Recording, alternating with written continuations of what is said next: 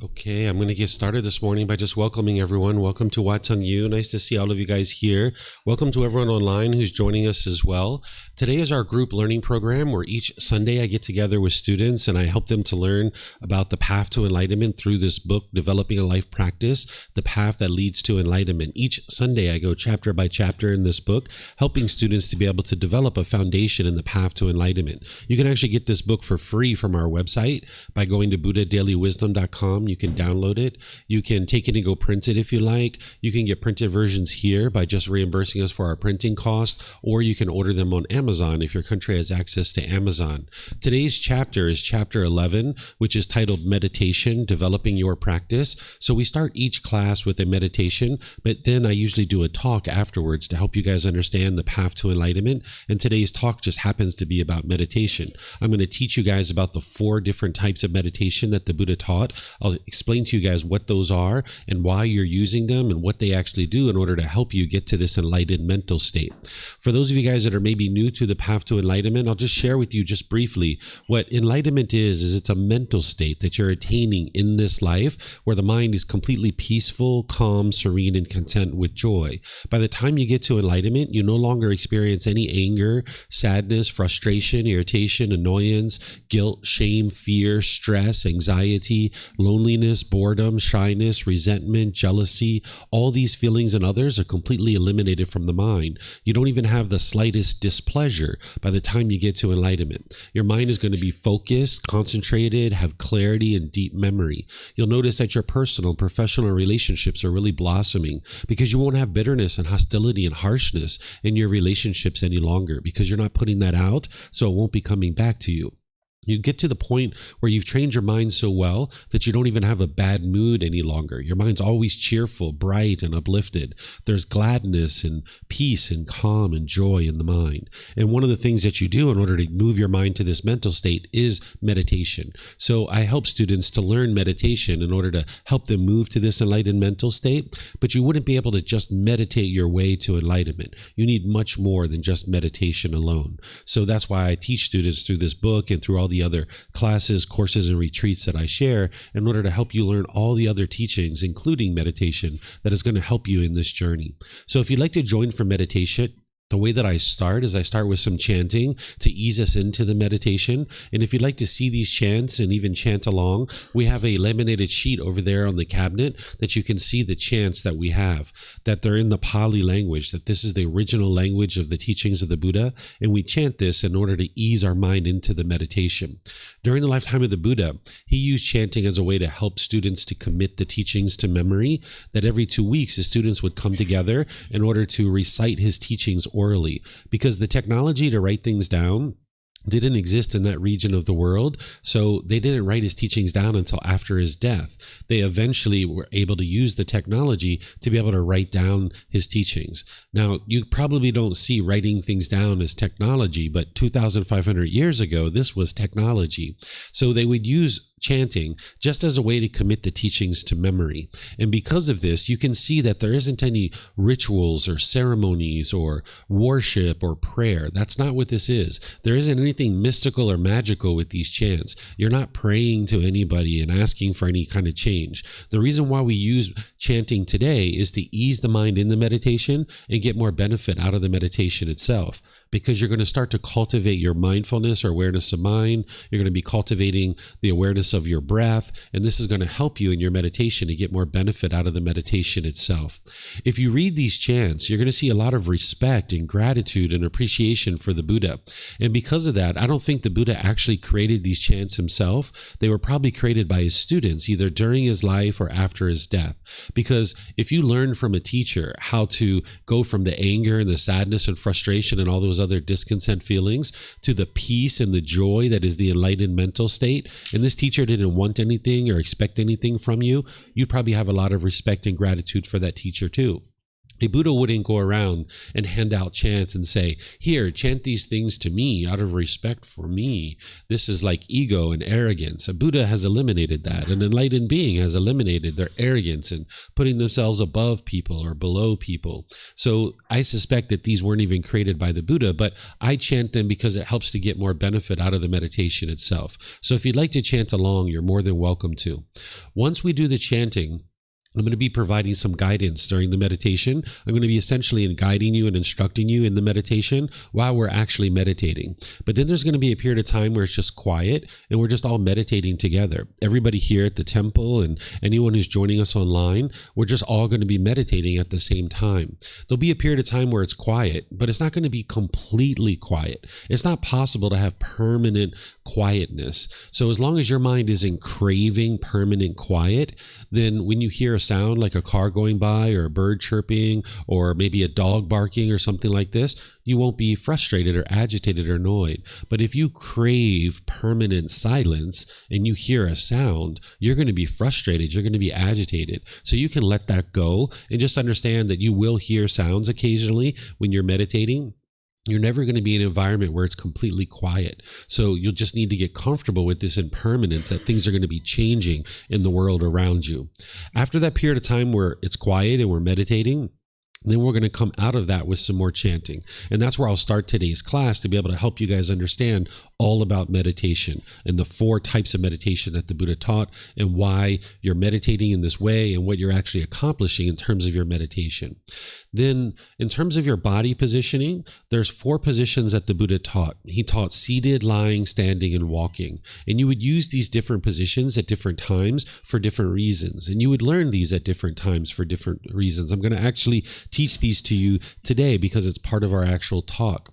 There's the seated, lying, standing, and walking positions. But oftentimes people are learning in the seated position. So I'm going to give you some guidance on the seated position. Now, what I share with you is just guidance because you're going to need to find whatever's comfortable for you. And what I share with you are just suggestions that you might be able to use in order to feel even more comfortable. Because there isn't just one way to sit. There's different bodies. We're all unique. We're going to find different things to be comfortable. So ultimately, you need to find what's comfortable for you. What I'm going to share with you are just suggestions that you might consider in terms of finding something that's comfortable for you. If you're sitting on the floor, you might have some cushions under your rear. This will help you to be more comfortable. And then you might decide to bring your legs together lightly in the cross-leg position. Whereas if they're real tight, this can impede the circulation and make it difficult for you to meditate because you'll feel pain in the lower body. Some people like to put their legs off the mat, which gets their hips up in the air, and it lessens the angle at the hips, the knees, and the ankles, and it allows the circulation to flow. So again, gaining some more comfort there. The Buddha put his right hand over his left with his thumbs together, and he put this into his lap. But again, it's not about everybody doing it exactly the same way. That's not actually possible. If you find this to be comfortable and you like to use it, feel free. But so there's some other options here. Some people like to put their palms on their thighs or on their knees. Some people put their palms up. Some people rest their hands comfortably in their lap. So you find whatever's comfortable for you with your hands and the arms. For anybody who's maybe in a chair or on a bench or a sofa or maybe on a wheelchair or something like that, you can also find whatever's comfortable for you. Some options that you might consider is putting your feet flat on the floor or lightly crossed at the ankles. But you can see me, I'm sitting in a chair with my legs crossed. So this is an option too. And then the same thing with your hands and arms. You can just put these wherever you're comfortable. In terms of the upper body, you'd like to have that erect where the sternum's up and the shoulders are back. This will keep the mind attentive and alert during the meditation because this is a dedicated, active, purposeful training session where you're eliminating certain unwholesome qualities from the mind and you're cultivating certain wholesome qualities in the mind. So you'd like your mind to be attentive and alert during the meditation. It's not time to zone out and take a nap. You would like your mind to be attentive and alert. So by having the sternum up and the shoulders back, it'll keep the mind attentive and alert during your meditation. Because if you were slouched, the mind would have a tendency to be dull or lethargic. But if you were real rigid, the mind could be overactive or uptight. So by having the sternum up and the shoulders back, not only does it keep the mind attentive and alert, but it'll make it easier for you to breathe in through the nose and out through the nose and benefit benefit you during your meditation.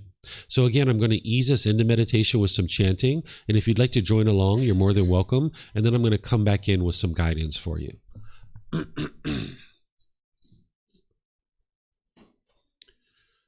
Arahang Samma Sambuddho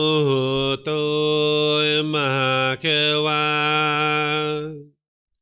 Wat Tung Mahakawanhang Apiwateyami Sawakato Mahakawata Tammo Dhammang Namasami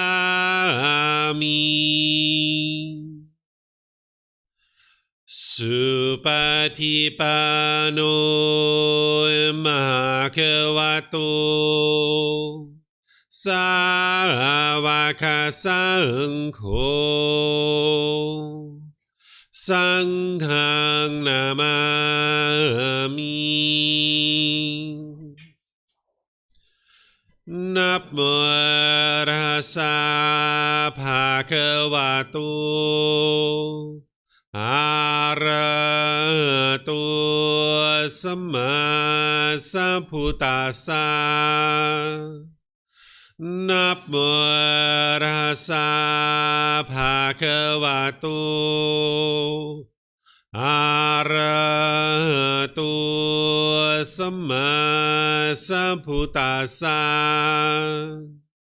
Namo Tassa Bhagavato Arahato Samma Sambuddhassa Iti piso Mahakawa Arahang Samma Sambuddho Vicacaranang Sammuno Sakato Rokavitu Anutero Purisa Dhamma Sati Satatawa Manusanam Bhoto Bhagavati.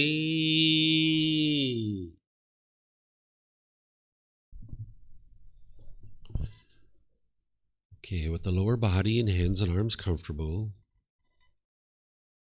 in the upper body erect, just close the eyes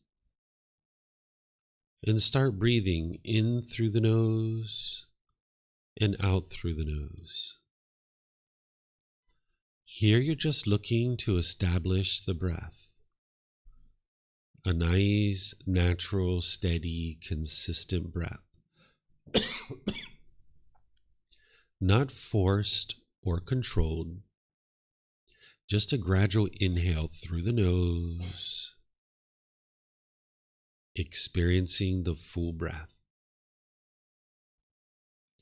And then whenever you're ready, exhale out through the nose.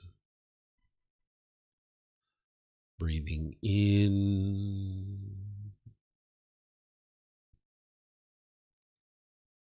and out.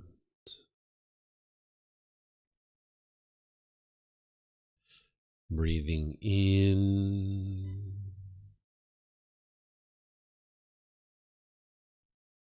and out. Your breath may not match up with the guidance that I'm providing, and that's okay. This is your practice. I'm just here for guidance. You can use this voice as a reminder that whenever you get to the next inhale, breathing gradually through the nose, developing a nice, natural, steady, consistent breath. And then whenever you're ready, exhale out through the nose, experiencing the full breath. Breathing in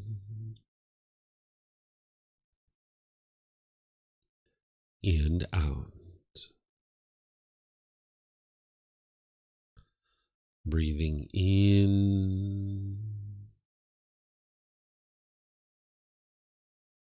and out. With the breath well established, start fixating the mind on the breath, either the sound of the breath coming into the nose or the sensation of air moving over the skin into the nose. The breath is the present moment. Fixate the mind on the breath, the present moment. Breathing in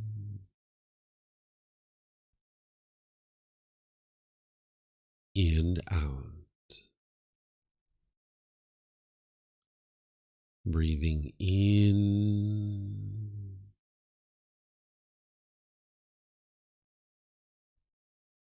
and out. With the mind fixated on the breath, whenever you notice that it moves off the breath, cut that off, let it go, and come back to the breath, the present moment. No need to observe the thought, label it, judge it, analyze it, or even try to figure out where it's coming from. Whenever you notice that the mind is moved off the breath, cut that off, let it go, and come back to the breath, the present moment. Breathing in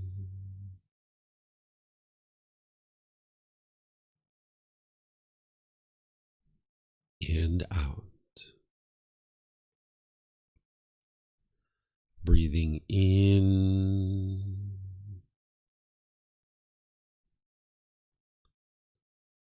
and out.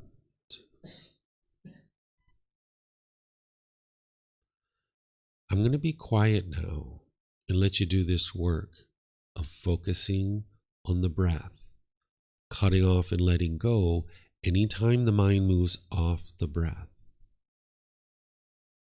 You have nowhere to go. There's nothing to do. No one needs you right now. This is your time to focus on the breath. Breathing in and out.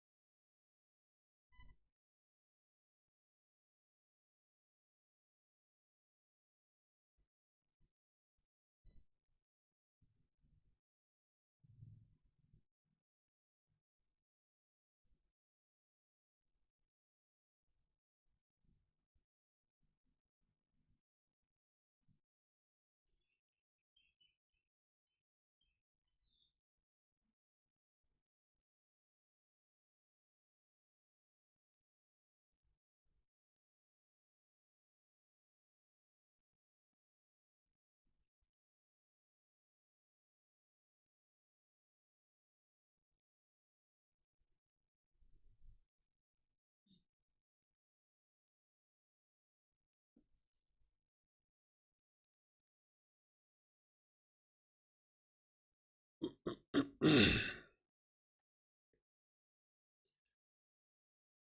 ะระหังสัมมาสัมพุทโธมหาเขวาพุทธังมหาเขวันังอภิวาเทมิสวากขาโตมหาเขวตาธัมโมธัมมังนามัสสามิสุปฏิปันโนมหาเขวโต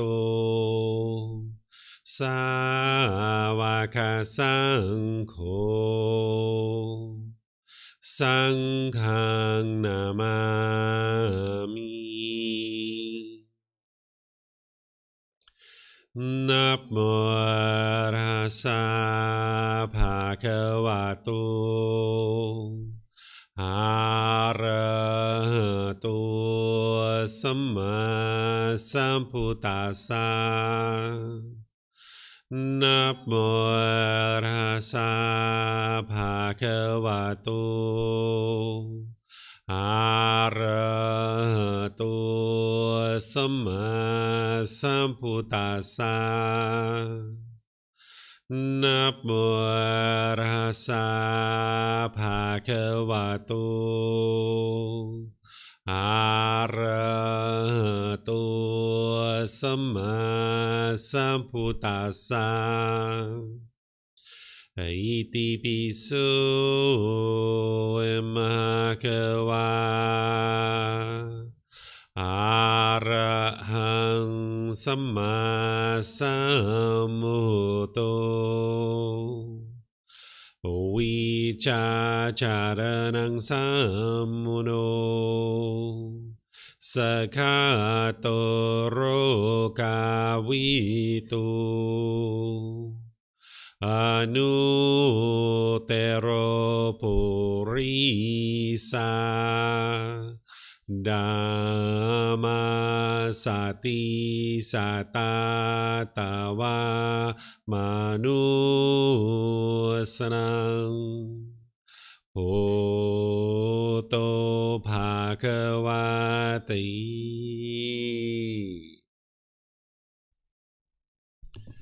Okay, if you guys would like to slowly make your way out of meditation. Once again, I'd like to welcome all of you guys. Welcome to Wat Tung. Nice to see all of you guys here.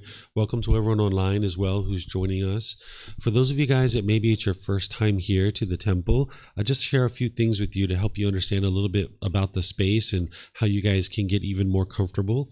That in the back of the room, the last two doors, there's bathrooms. You're welcome to use those bathrooms if you like at any time. Just feel free to get up and use the restrooms. If you would like to go to the main temple bathrooms, you can go outside to the parking lot and you're going to see signs that'll take you around to the main temple bathrooms, so you could use those as well. We even have refreshments and snacks and things like that over here that's provided by our students. You're welcome to help yourself to anything that's over there. You'll find some great snacks and refreshments and things like that you're welcome to help yourself to at any time. So again, today's class is all about helping you guys to understand meditation and developing your practice. There's 4 primary meditations that the Buddha taught in order to help you to make your way to enlightenment. But you would need much more than meditation in order to get to enlightenment. One of the biggest myths about the life story of the Buddha is people think that he sat under a tree, he meditated, and then instantly got to enlightenment. And this just isn't actually true. If you study his original teachings, you'll see that he talks about this gradual training, gradual practice, and gradual progress that needs to happen. There's certain wisdom that you need to cultivate in order to make your way to enlightenment. Let's just say you were meditating 23 hours a day, which isn't actually possible, but let's just say you were actually meditating 23 hours a day. And then for an hour a day, you went outside and you were bitter, harsh, and hostile to the people around you. you're not enlightened at that point. So you need much more than just meditation. But meditation is very important. You wouldn't be able to meditate your way to enlightenment, but you also wouldn't be able to get to enlightenment without meditation either. So meditation is vitally important, and that's why it's here in our foundational teachings to be able to help students to really understand what they need in terms of meditation to be able to train their mind and make their way to this enlightened mental state. So I'm going to be teaching you all about meditation today, helping you to understand these 4 types of meditations that the Buddha taught. But before we get into that, I'd like to just share some basics with you about meditation to help you understand what it is that I'm actually talking about. Because different people might think about meditation in different ways, and depending on how you think about meditation, it may or may not be the same way that I'm actually teaching it. So I'm going to start with some basics just to kind of help you guys understand where I'm coming from with meditation by giving you a definition of meditation. Your definition of meditation may be the same or maybe different than mine, but nonetheless, when I say the word meditation, you'll understand what it is that I'm describing. What meditation is it's a technique to actively train the mind during dedicated, independent, purposeful training sessions to eliminate unwholesome qualities of the mind and or cultivate wholesome qualities of the mind in the positions of seated, lying, standing, or walking. So this is a dedicated, active, purposeful training session. You're eliminating certain unwholesome qualities from the mind, and you're cultivating certain wholesome qualities in the mind. What the Buddha did during his lifetime when he was on his journey to enlightenment is he figured out certain pollutions that are in the mind that are causing it to experience anger and sadness and frustration and all these other discontent feelings. And then he figured out the tools and the techniques of how to train the mind and uproot these out of the mind so that you're no longer plagued by these discontent feelings like anger and guilt and shame and fear and stress and anxiety and all these other things. You can eradicate that from the mind by eliminating the causes and conditions of it. Oftentimes people think that other people are making them angry. You might think your mom or dad are making you angry, or your brothers and sisters are annoying you, or your neighbors or your coworkers are frustrating you or irritating you. This isn't actually true. And you can independently verify this as you study the teachings of the Buddha. You can see that it's your own mind that's causing these feelings. And because your own mind is actually causing it, you can actually eliminate it. And meditation is one of the things that you need in order to help you to do that. And what you're doing in this dedicated, active, purposeful training session is you're eliminating the unwholesome qualities that are causing the mind to experience these discontent feelings, and you're cultivating the wholesome qualities that you need to go through your day-to-day life. And you'll see that more and more clearly as we get into today's talk. Sometimes when people are in modern language or conversations with day-to-day life, they might say, oh, I'm going to go walk the dog and meditate, or I'm going to go for a drive and meditate, or I'm going to go to the gym and meditate. While these things may be really enjoyable and it may be something that you benefit from and that this is something you would like to do, it's important to understand that these things aren't meditation. If you're gardening, you're gardening. You're not actually meditating. So what you're going to hear me share is that ultimately you need to build up your practice to 2 or 3 meditations per day.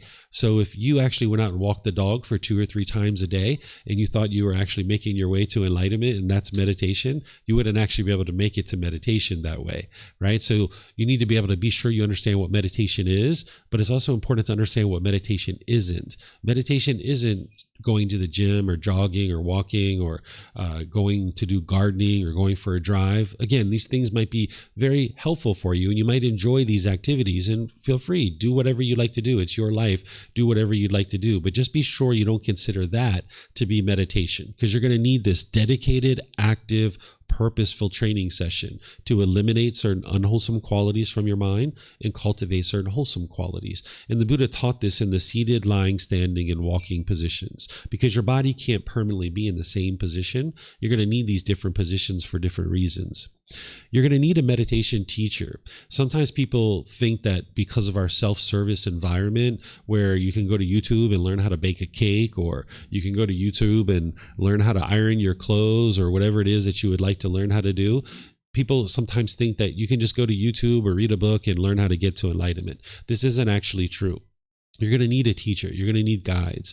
A Buddha can get to enlightenment by themselves, but a Buddha is very rare in the world. The last Buddha that the world is currently aware of existed over 2,500 years ago. And that individual has certain qualities of their mind that allows them to get to enlightenment by themselves without the help of any teachers or any guides. but everybody else is going to need teachers and guides. I'm going to share a story with you that I can help you to understand this and illustrate this point more clearly for you.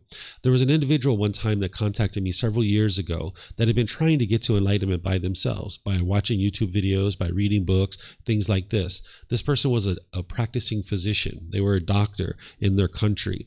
And after about 2 years of this, their mind got worked into a situation where they were having suicidal thoughts. They were having repetitive thoughts. They were sleeping 23 hours a day. They were highly depressed. They couldn't go to work any longer. And their relationship with their fiance was falling apart. And for one reason or another, they found me and they contacted me and they explained to me what was going on. And I started helping them with their meditation practice and learning the teachings that they needed in order to be able to make their way to enlightenment. This was such a significant case that I was trying to help this individual online because they were in another country through Zoom and through classes and things like this, that finally I had to invite this person to Thailand. I said, I can't help you online. You're going to need to come to Thailand in order for me to help you. So they came to Thailand and they spent some time here. Eventually they went back to their home country and their mind made a complete and full recovery. But for about 4 to 6 years, they were in a very difficult situation. They ultimately made their way back to work. They don't have suicidal thoughts anymore. They don't have depression. They did lose their relationship with their fiance. They're not sleeping 23 hours a day anymore. This individual did make a full recovery, but for about 4 to 6 years, their life was quite miserable. And this is the reason why, is because they were trying to do this work on their own and they didn't understand what they were doing. So you're going to need a teacher. You're going to need somebody to reach out to and ask questions to. And you can't ask questions to a book. So it's very important to have somebody that knows you and that understands you. It's almost like a life coach or a therapist or something like this. That's what a Buddhist teacher is, to be able to guide you along the path. We're like a tour guide pointing out for you the things that you need to learn and understand. It's you doing the work. You're on your own independent practice. You are on your own journey to enlightenment and cultivating wisdom, but you're going to need help along the way. There's going to be times where you're experiencing things in meditation and you're confused and you're not sure whether that's normal or not. So you might need to reach out to a teacher and say, hey, I'm experiencing this. And if what you get back from your teacher is, oh, that's normal, just keep going, it'll pass in a few weeks or what have you, that can be reassurance. It can give you confidence that you're headed in the right direction. So whether you consider me to be your teacher or someone else to be your teacher, be sure to have a teacher, someone that you can reach out to. And it's not that you have to contact that person every week or every month or every year or anything like that, but just have somebody that you know that you can reach out to and is there to actually help you. So you can reach out to me at any point. Even if I never hear from you for 6 months, a year, 10 years, you can always reach out to me and say, hey, David, this is what I'm experiencing in my meditation. Can you help me? Right? Or any other aspect of your life as well. So feel free to reach out. You can go to our website. You'll see all my contact information there. You're always welcome to reach out. There's 4 positions that the Buddha taught: seated, lying, standing, and walking. And you would use these different positions at different times for different reasons. So I'm going to walk you through how to use these different positions and in what situations you would use them in. But it's important that you don't believe what I share. None of the teachings of the Buddha are based in belief. You're not believing a bunch of things and then hoping something good happens when you die. You need to cultivate wisdom about the path to enlightenment. And you do that through learning, investigating, and examining his teachings, through reflecting on them to independently verify whether they're true or they're false. And then you practice the teachings, integrating them into your day-to-day life in order to train your mind. So I'm going to share with you in what situations I use these 4 positions, and then you don't believe that. You use that as information, and then you practice in order to be able to see the truth for yourself in what situations you might use these different positions. So let's start with the seated position, because this is very common. It's usually a primary position that a lot of people use. I would say 80% of my meditation has been in the seated position. You're usually sitting on the floor, in a chair, on a bench, in a wheelchair, something like this. And as you heard me share during the beginning, you would like to sit with your legs lightly crossed, with your upper body erect, and your hands and arms wherever you'd like those to be, right? Whether you're in a chair or on the floor. This is like a primary position that a lot of people learn in because it's very accessible and it's something that you can easily learn and you can really do it just about anywhere. But there's going to be times times where maybe you're having aches and pains in the body. Maybe your lower back is hurting, or maybe your hip is hurting, or something like this. And it would be unwise to just sit there and breathe through the pain. That pain is there for a reason. It's telling you, hey, you've got something wrong with your hip, or hey, your knee's bothering you. Maybe you should change your position. So that's what the lying position is for, that you can now lie on the floor and on your back with your face up. I think in yoga, they refer to this as resting pose or corpse pose or shavasana or things like this. For those of you guys that are familiar with yoga, you just lay on your back face up with your arms out to the side. And this will relax all the muscles in the body. And what you're doing with the mind is exactly the same in terms of what I'm going to teach you for the mind and all these 4 meditations. But now all the muscles in the body are relaxed. So this is a way to help your hip or your knee or your back or something like this. But when you're in the seated position and in the lying position, you might have a tendency to fall asleep. If you're noticing that you're getting drowsy or dozing off, that's where the standing position and the walking position come in. That you can stand up with your feet together, lightly clasp your wrist in front of you or behind you, or you can put your hands along the side of your body. And now, again, the same thing with your mind. You can just use the same meditations to train your mind in the exact same way. You're just changing the body position. So you could use this if you're noticing that you're drowsy or falling asleep. I've also used the standing position in places like a bus stop. If you're standing at a bus stop and you know you've got 15, 20 minutes to wait for the bus and there's nowhere to sit, you could just sit there and do a little bit of meditation. You might not consider it one of your significant meditations of 2 or 3 meditations per day for 30 minutes or more, which is what you'd like to ultimately build up to. But it's a meditation. It's 5 minutes, 10 minutes. It's going to help you. It's going to be kind of like topping up the mind a little bit. I've even used it where I've been like at a government office and there's like a line, and I know this line is only moving every 10, 15, 20 minutes, right? And now I'm standing in this line and hey, might as well get some meditation in. So I've done meditation in those situations too. The walking position, not only is it helpful if you're falling asleep, but it's also helpful if you have an overactive mind. If your mind is ruminating and the last thing you're thinking about doing is sitting down and being still. Maybe you just have too much energy and you want to go, go, go, go, go, go, go. There's this very intentional walking meditation. And I teach this in the various courses and retreats that I share. Next week, I'm going to be sharing a course from Monday through Friday, starting tomorrow at 9 a.m., where over the course of 5 days, I'm going to be sharing the foundational teachings that it takes to be able to get to enlightenment. So from 9 to 3 p.m. with an hour and a half lunch break, I'm going to be sharing all the foundational teachings. And you're welcome to come to this. Everything we offer is available at no cost. So if you're here tomorrow at 9 a.m., you can learn right along with all the other students. And I'm not only going to be teaching walking meditation, but I'm going to be teaching all the other foundational teachings that you need to be able to make your way to enlightenment and get to that peaceful and joyful mental state. So that's something that I'm going to be teaching this week coming up. But there's a walking position that is very intentional walking, and you're training your mind in order to refine it in the same way that you're doing with these other meditations. So these are the meditation basics: seated, lying, standing, and walking, and helping you understand a definition and why you need a meditation teacher. Is there any questions here that you guys might have about any of the things that I've been sharing here? If you guys are here at the temple, if you would like to ask questions, we have microphones here in the white bowl in front of the camera. If you could just come get a microphone and then press the gray button, there's lights that'll come on, and you just wait a second or two and you hold it up to your chin. We'll be able to hear you here at the temple, and they'll be able to hear you online as well. If you speak here at the temple without a microphone, the people online won't be able to hear you. And if you come get a microphone, you can just keep it with you, because you might have more than one question, or someone around you might have a question, and you can just share it. And then when you're done, if you could turn off the microphone, that'll really help so that we're not getting feedback from the speakers. And then for those of you guys that are online, if you'd like to ask questions, you can put it into Facebook, YouTube, or Zoom in the comment section, and I'll be able to see that. Or in Zoom, you can electronically raise your hand and ask any and all questions that you like. So does anybody have any questions either here or online?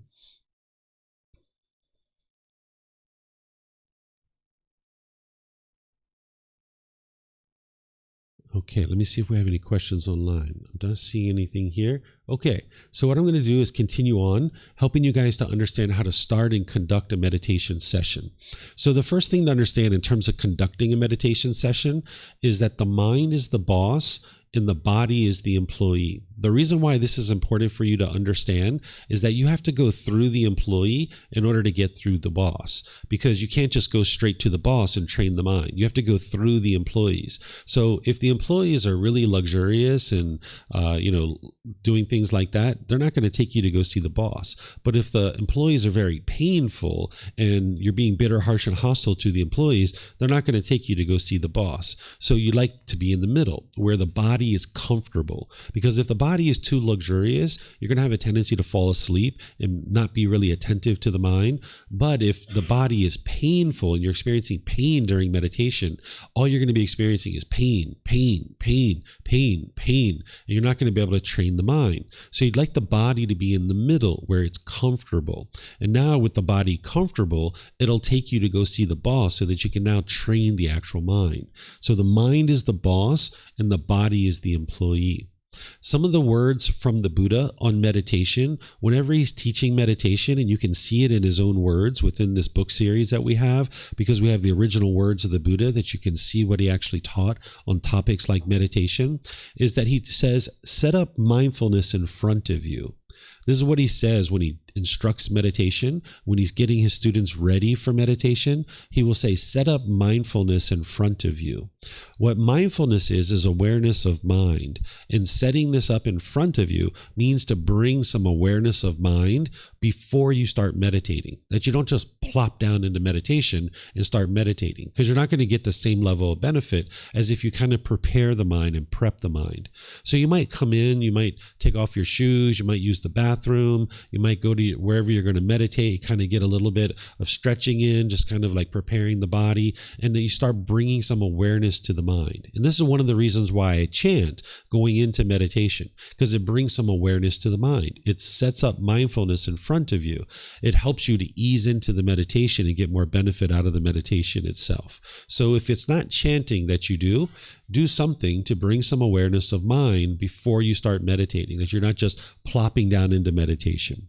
In terms of your time, frequency, and schedule of meditation, that you're going to need to build up your meditation practice over time. What you would like to build it up to is 2 or 3 sessions per day for 30 minutes or more. And this could sound like a lot for you, depending on what you got going on in your life. 2 or 3 meditation sessions for 30 minutes or more could sound pretty significant for you. But if you look at your life, there's probably some unbeneficial things that you're doing that you could probably clear out. Perhaps you're searching social media extensively or watching YouTube videos extensively. If you're doing that stuff 3, 4, 5, 6 hours a day, you could probably scale that back to 30 minutes or an hour or something like that. And it will give you so much time to be able to build up your meditation practice. What you're going to notice is that it can take 6 months, a year, even 2 years to build up to that kind of frequency of 2 to 3 sessions for 30 minutes or more. The Buddha meditated 3 times a day. It says it very clearly in his teachings, and you'll notice that it produces the most benefit.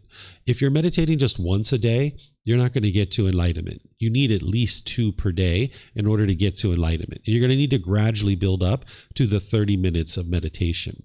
In this meditation, what you're going to notice is that frequency is more important than duration.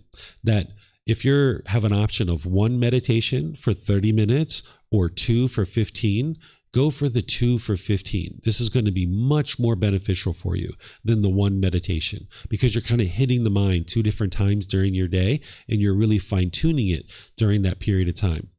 I can share with you that there's nothing special that's going on at 3:30 in the morning that's going to make your meditation any better than if you do it at any other time. So there isn't like one fixed time that is important for you to meditate. It's actually not possible for you to meditate at exactly the same time every day because of impermanence. There's some people that will tell you that you have to meditate at 3:30 a.m. every day.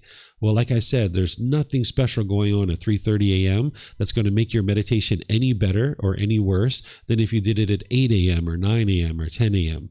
Because if you are trying to get your practice back to as close as what the Buddha did in order to get to enlightenment, because he's a Buddha, he got to enlightenment by himself. And if you do what he did it'll lead to your enlightenment. If you understand that he got to enlightenment 2,500 years ago, that there wasn't this fixed time that he actually meditated at, because there wasn't the ability to keep accurate time 2,500 years ago. Watches and clocks hadn't even been invented yet. So he didn't meditate at exactly 3:30 every single day. So if you hear things like that, where people teach you to meditate at exactly the same time every day, you're kind of sabotaging your ability to understand the path to enlightenment, because of the universal truth of impermanence. Things are going to be constantly changing in your life. You're not going to be able to meditate at exactly the same time every day. I've been meditating in my room before, thinking like, this is great, 8 a.m. I'm going to start meditating, and I'll be maybe 3 minutes or 5 minutes into my meditation, and my son will walk in and say, "Dad, I need you to take me to school." And I'm like, "Really? I thought your mom was going to take you to school." He's like, "Yeah, me too, but she's gone. I have no idea where she's at." I was like, "All right, well, I guess I'm going to take you to school then," right? So if you're holding on to your meditation and you're craving for it to be permanent, and you want to meditate it every day at 8 a.m., when this kind of thing happens, you're going to be angry. You're going to be frustrated. So instead, you can just get up, take your child to school, come home and meditate afterwards, right? No big deal, right? So there's not this fixed time that you have to meditate at. Your schedule in terms of when you're going to meditate, it's going to fluctuate. In terms of keeping track of how long you've been meditating, sometimes people use alarms and things like this. I don't suggest you do this if you aren't having to keep an alarm. In some cases, you're going to probably need an alarm, but in certain situations, you're not going to need that. So maybe in the evenings or on the weekends, you don't need an alarm. That's usually best to not use an alarm, because if you use an alarm, there's going to be one or two things that's going to happen. You're going to be in meditation and you're going to be thinking, is it time yet? Is it time yet? Is it time yet? Is it time yet? You're going to keep longing and yearning to know whether it's time. Or you're going to be deep in meditation, getting all kinds of benefits. And next thing you know, oh man, I could have gotten so much more benefit if I didn't set that alarm, right? So if you don't need an alarm, it's best to not set one, because that way you can just let the mind meditate. And then after you're done, you can see how long you've been meditating for. The way you do this, because remember, you're building up to 30 minutes or more. About once a week, you would like to check in on the time. Look at when you start, okay, 9 a.m. Now you're meditating. And then when you're done, you look at the time again. Okay, 9:15, you meditated for 15 minutes. No need to set an alarm. Just meditate for whatever amount of time that you need to, and look at the clock before and afterwards to see how long it's been that you've been meditating. And this is how you keep track of your meditation. And just about once a week, kind of check in on how long you've been meditating for. And then if it's only been 15 minutes, then you know, okay, next session, you need to expand that a little bit more. So you're not going to be able to have this fixed schedule with meditation. But if you have these anchor points, that morning and afternoon and evening, that you have these 3 anchor points during your day, then you can get in the 2 or 3 meditations. And morning and evening is really ideal because things are usually not very active. And if you can get a middle of the day session, wonderful, but at least get your morning and evening session. If you're going to do an evening session, it's important to do this before your mind gets sleepy, because sometimes people, maybe you go to bed at 10 o'clock and you might start meditating at like 9:45 or 9:50. At that point, your mind is not as active, it's not attentive, and you need it to be attentive and active in order to train the mind. So in this situation, you might decide to start meditating around 9 or 9:15 or something like that. But that doesn't mean you can't meditate at 6 p.m. or 7 p.m., because you surely can. It's just that if you're going to meditate close to bedtime, be sure that your mind is attentive and alert for your meditation, so that you're not putting that right up against the time that your mind normally gets sleepy. If you notice sleepiness during meditation, you kind of have one of 2 options. One is you could switch positions. I already shared that with you. You can switch to standing or you can switch to walking. This is one of the ways to extend your meditation session, because if you're in seated position or if you're in lying position and you're noticing that you're falling asleep, you could just change your position to standing or walking. Or another option is just get some sleep. Because one of the things that you're going to notice is that when you first start meditating, you might have a tendency to be kind of sleepy, either during meditation or even during your day. You might notice that you're a little bit sleepy. And the reason why is because no matter what amount of time that you're sleeping right now, you might not be getting very good quality sleep. And now when you start meditating, you start training your mind, it's going to start performing more and more optimally. And you might notice that you start becoming sleepy during meditation and even during your day. But that's only going to happen for about 3 months or 6 months or so. And then you're going to kind of get over that hump, and you're going to notice more energy and more brightness and more radiance in your mind as a result of having trained your mind. So if you're noticing that your mind's becoming sleepy, either during meditation or at any other time, just get some sleep. Give your mind what it needs. Get some good quality sleep. And then when you wake up from your nap, then do some meditation. Or you could always change positions as well. You might notice physical sensations during your meditation. This is like itching or scratching or things like this. If you're noticing these kinds of things, what you would like to be able to do is just focus your mind on the breath. And when your mind moves off the breath, where you're thinking about that itch or scratch, just bring your mind back to your breath. Try to resist the urge to itch or scratch, because it's just impermanence, and your body can't be permanently comfortable. It's not possible for your body to be permanently comfortable. So where you're noticing an itch or scratch, if you can, just stay focused on the breath. But if you really need to itch and it's been like 5-10 seconds and you're just feeling that urge, okay, go ahead and itch. But now next time, try to make it 12 seconds or 15 seconds or 20 seconds. And each time make it a little bit longer so that eventually you can get to the point where you see that itch arise. It's going to change, and then it's going to fade away.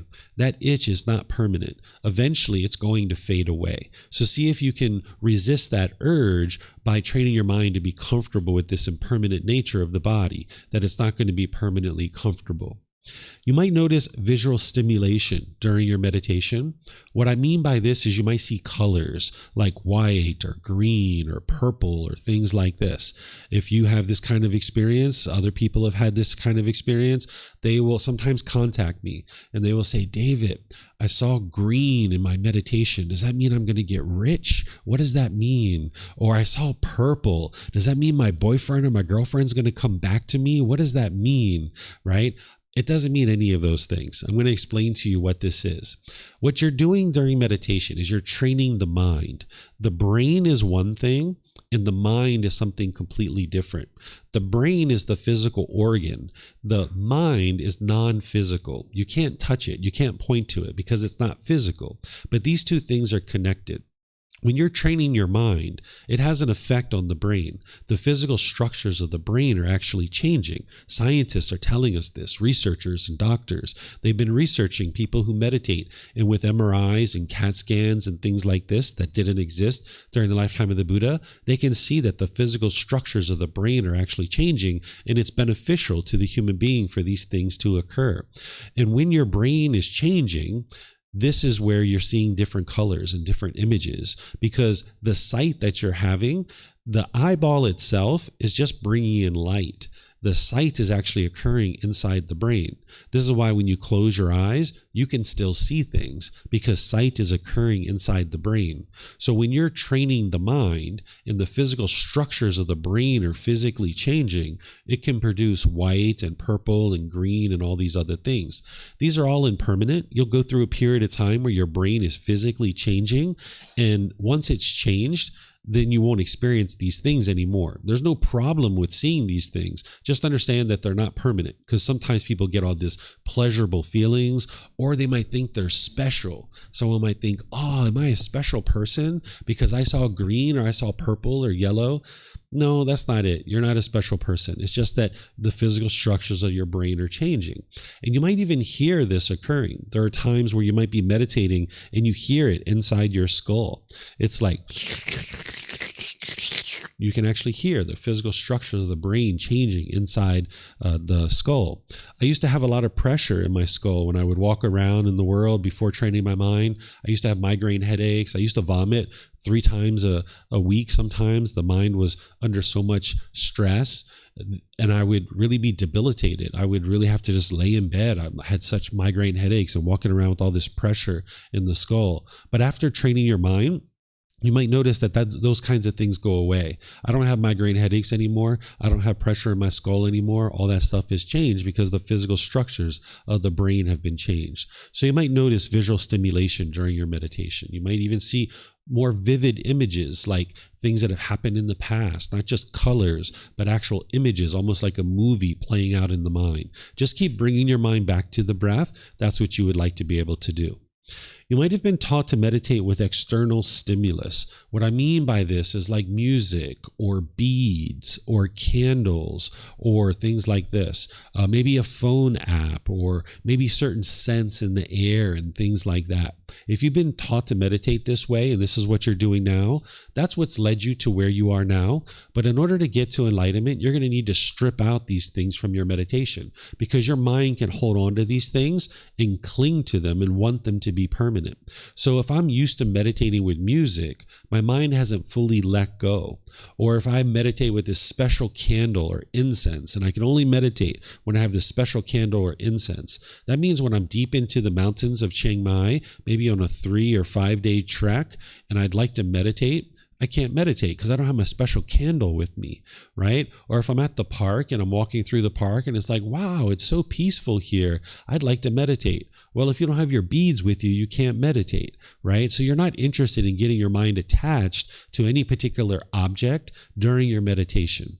There's only 3 things that you actually need in order to meditate. And you'll have these 3 things with you your entire life: the body, the mind, and the breath.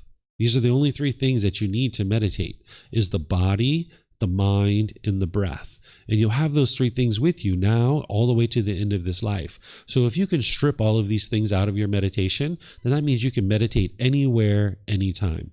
And this is a real beauty, because you might be in the hospital, right? And you need to meditate. Or you might be on a hike or at the park or somewhere else. You might be on holiday or vacation, and you're not going to tote around that special candle everywhere you got to go in order to meditate. You would like to build up a meditation practice where it's a daily, consistent practice that you can meditate anywhere, anytime. And this is the way to be able to do it, is gradually build up where you're meditating with just the body, the mind, and the breath.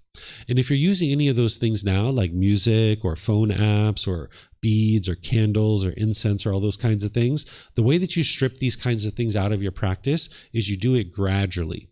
If you just tried to snap your fingers and immediately eliminate those things from your practice, your mind's not going to like that change, because the mind is craving permanence. It doesn't like change when you're starting to shift and change things in your day-to-day life. So what you would like to do is do these small incremental changes, and your mind will tend to appreciate that a lot more. So you can do things like maybe one day meditate with your candle or your incense, or one session meditate with your beads or your music, and then one session don't. And then one session with that stuff, one session don't. One session with it, one session don't. Do that for like a week or so. Then do one session with it, 2 or 3 without.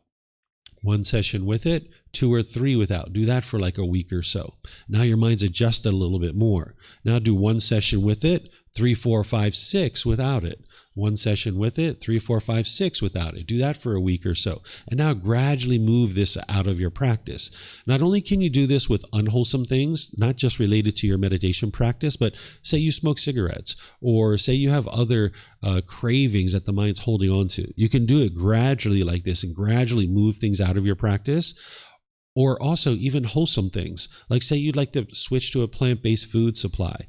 You could gradually increase that wholesome thing, rather than like snapping your fingers, immediately getting rid of meat and animal products. If you would like to move to a plant-based food supply, you could do this gradually, where maybe one meal you eat that, maybe one meal you eat animal products, one meal you eat plant-based food, one meal you eat animal products, and then gradually move to the point where you're finding new recipes, new restaurants, and places like this. So not only unwholesome things can you shed out of your life gradually, but wholesome things that you're bringing into your life, you can do it gradually too. And your mind will appreciate this a lot more.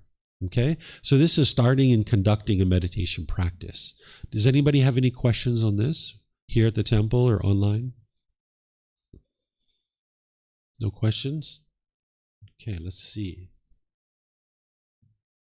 All right, I'm not seeing any questions anywhere. All right, so now some words of the Buddha. on the 4 types of meditations that he taught. These are from his actual discourses where they were documented after his life. So nowadays, there's probably hundreds and thousands of meditations that people teach, and not all of those were taught by the Buddha. And if you're doing some of those meditations, it could actually be taking you in the opposite direction of enlightenment. If somebody doesn't understand what the goal of enlightenment is and what you're doing to train your mind, they might have put together a meditation over the years, and it could actually be taking your mind in the opposite direction of enlightenment. In order to get to enlightenment, you would like to get your practice as close to what the Buddha did as possible, and that's what's actually going to produce enlightenment for you. So here, these are his words where he's talking about these 4 types of meditations that he actually taught, and these are the only 4 that he actually taught. There's 2 primary ones that he taught that everyone's going to need those, and then there's 2 specialized meditations that you'll need in certain situations. So prior to this, he was teaching about 5 things that an individual needed in order to make their way to enlightenment, and then he starts teaching these things. So I just extracted this out of his teaching, his discourse, because he says here, having based himself on these 5 things, meaning the 5 things that he taught previously, the monk should develop further another 4 things. 1, the perception of unattractiveness of the body should be developed to abandon lust. This is a meditation to eliminate sexual cravings. If you have an extensive amount of sexual cravings and you're trying to either reduce that or eliminate it, there's a meditation to be able to help you do that. Maybe you're indulging in pornography, or maybe you have 3, 4, 5, 6 sexual partners in a short period of time, and you would like to kind of bring this down to one loyal, committed relationship. There's a meditation to help you with that. There's loving kindness meditation should be developed to abandon ill will. So anger, hatred, ill will, and all those lesser versions like frustration, agitation, annoyance. By the time you get to enlightenment, you don't even have the slightest dislike towards another being. Right now, if you dislike someone or you hate someone, this is a reflection of what's going on in your own mind. You have a certain expectation of you want this person to be a certain way. And if they're that way, you like them. And if they're not that way, you might hate them or you dislike them. This is what's going on in your own mind. You don't have to hate people. You don't have to dislike people. This might be something that's going on now within your mind, but you can actually transform this. Because if you hate others, you probably have that directed towards yourself sometimes too. You probably have like an inner dialogue in your mind where you're being degrading and diminishing towards this being who you are. So if you learn how to have love and kindness towards others, you'll learn to have love and kindness towards this being that you are as well. So there's a meditation called loving kindness meditation that is essentially rewiring your mind to be more loving and kind to all beings, including this being who you are, where you can get to the point where you don't even have the slightest dislike towards another being. Mindfulness of breathing or breathing mindfulness meditation should be developed to cut off thoughts. This is what we were doing this morning. This is actually training your mind to cut off and let go. And I'm going to explain to you why that's important here in a moment. Then lastly, the Buddha says, the perception of impermanence should be developed to eradicate the conceit, I am. When one perceives impermanence, the perception of non-self is stabilized. One who perceives non-self eradicates the conceit, I am, which is nibbana or enlightenment in this very life. Okay, so this is helping you to eliminate that very first fetter or pollution of the mind called personal existence view. And it's also helping you to eradicate some conceit in the mind, which is the arrogance, the pride, the measuring and comparing, putting yourself above people or putting yourself below people. You might be judging others, trying to determine what is wholesome or unwholesome for other people. And you would need to eradicate that from the mind in order to make your way to enlightenment. As long as you're putting yourself above people or below people and you're judging other people, again, you're probably doing this to yourself too.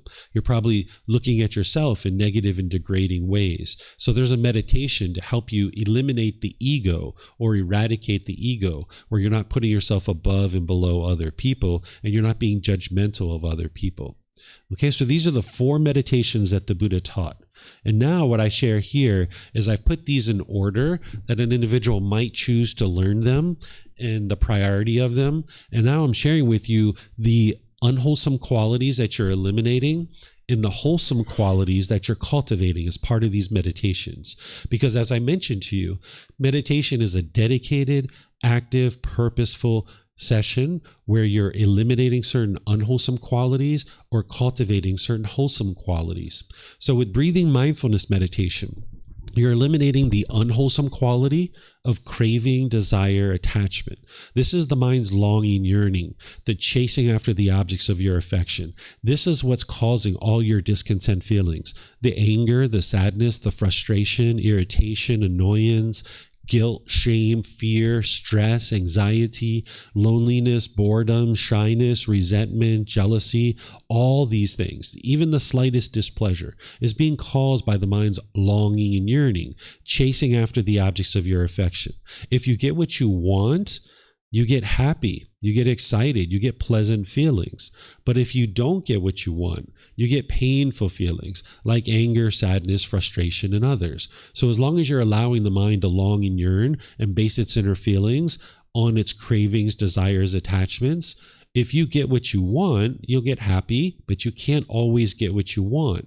So in some situations, you'll be happy, and in other situations, you'll be sad or frustrated. This is why you haven't been able to experience permanent happiness, because the mind keeps basing its inner feelings on some craving, desire, attachment. So for example, if you get so happy when it's sunny outside, when it rains, you're going to be frustrated or agitated. Or if you get so happy when your bank account balance is up here, when it goes down here, you'll be frustrated or annoyed. And this is how you can see that it's not other people that are causing you to be angry or frustrated, because there isn't even anybody involved, right? If your bank account goes from here to here, all you've experienced is change, some impermanence, but the mind craves permanence. It wants things to be permanent. Or if it goes from sunny to raining, there isn't even anybody involved, right? It's just the sun has changed, but now you're angry or annoyed or frustrated or agitated. You can see that it's your own mind that's causing this, because the mind's craving permanence. It's wanting that sun to be permanent. You can even take a recent situation where you've been angry or frustrated or irritated. At that time, you might have been blaming somebody else for the feelings that you were experiencing. But if you look at it with these fresh eyes, you can see that there's something your mind was craving. You were longing, yearning for something. And if you would have got what you wanted, you would have been happy. But because the mind didn't get what it wanted, it got angry or frustrated or sad or some other discontent feeling.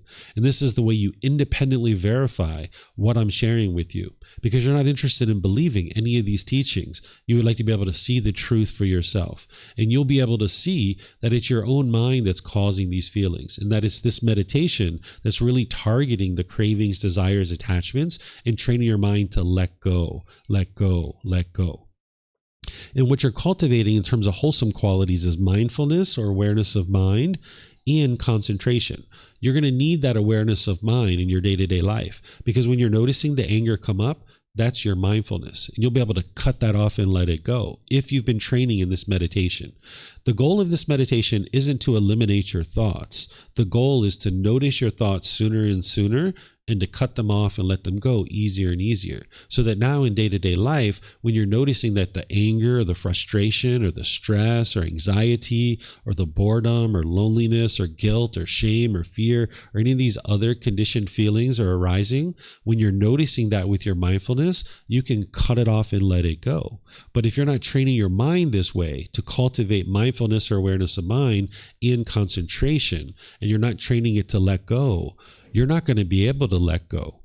In your day-to-day life, when your anger is arising, it's just going to keep arising. You're going to get angrier and angrier and angrier and angrier, because your mind doesn't know how to let go, right? You can think back to that boyfriend or girlfriend that you were with. When you guys first got together, you were so happy and so excited. But then when you guys broke up, you were probably angry or frustrated. You might have been lonely or bored, and your mind was just holding on and holding on and holding on. But after a certain amount of time, your mind let go. And when you let go, that's when you gained your peacefulness. That's when your joy came back in the mind. You were like, you know what? If he wants to be with someone else, so be it. Let him go. Or if she wants to move to another part of the world, so be it. And you let go. And when you let go, that's where your peace and your joy came back into your mind. So what this meditation is doing is training your mind to let go. Then there's loving kindness meditation. This is training your mind to eliminate anger, hatred, and ill will and all the lesser versions by cultivating the wholesome quality of loving kindness. Loving kindness is a genuine interest in seeing all beings be well. This is something that you're going to need to rewire your mind, because right now, when somebody does things your way, you get happy. But when people don't do things your way, the way that you expect them to do it, the way you want them to do it, then you get angry. And when this anger is arising, you become bitter and harsh and hostile towards people, damaging your relationships. You might be pushing people away. This is called aversion, where you push people away or you push situations away. There might be family members or friends that you've pushed away in your life, and that didn't solve your problem. This is why you still get angry. This is why you still get frustrated or annoyed, because that person isn't the one who is causing your anger. Because if they were causing your anger, when you push them away, you would have been happy. You would have been peaceful for the rest of your life. But when you push those people away, you still get annoyed. You still get frustrated. Or when that anger is arising, you might be bitter, harsh, and hostile through your intentions, your speech, and your actions, becoming unskillful. It's almost like an animal growling and roaring at another animal. And again, this damages your relationships, and people choose to leave out of your life. Or you might be putting your expectations on people, trying to control people and force them to do things your way, because the mind's trying to get those cravings fulfilled. It feels that anger and it feels uncomfortable. And the only thing that the unwise mind knows how to do in order to be able to solve this is to push it away, to be bitter, harsh, and hostile to people, to put your expectations on people. And the mind thinks that that's going to solve it, but it doesn't solve it. The way you got to solve this is get rid of your cravings and your longing, your yearning, wanting things to permanently be your way. And now you can rewire the mind to get rid of this anger, where your mind's not going to continue to be unskillful in these situations. Then there's a meditation to help you eliminate sexual cravings. If you're noticing this longing, yearning for sexual contact, and you're getting agitated and frustrated and annoyed when you can't have sex, there's a meditation to be able to help you with that. Then there's a meditation to help you realize non-self. This is something you learn as part of the teachings of what that means. Right now, a lot of you guys don't necessarily understand what that means, but essentially what it's doing is it's helping you to realize that this body is not you. This mind is not you. To not associate with this body is who you are. If you cling to this body, that means that when you get a pimple or a mole or a gray hair or a wrinkle or something like that, you're going to be shaken up by this. You look in the mirror, you see this, and now you're all frustrated or discontent. Or maybe somebody says something to you about this body that is agreeable to you, and you might get all these pleasant feelings, like they compliment you. They say, wow, you're so beautiful. That shirt brings out the color of your eyes. Oh, wow, you feel really great, right? But then it's only a matter of time before somebody comes along and says something negative or degrading or disparaging because of impermanence. Not everyone's going to speak to you polite, kind, friendly, and respectful. So you might notice that somebody comes along and shares with you something that's degrading or diminishing about this self-image, about this body. So if you cling to this body and think that this is who you are, now, when you hear that disagreeable thing, you'll be frustrated, you'll be annoyed. Now, we're not talking about what's wise or unwise, because it'd be wonderful if everyone in the world was polite, kind, friendly, and respectful, but that's not the world you live in.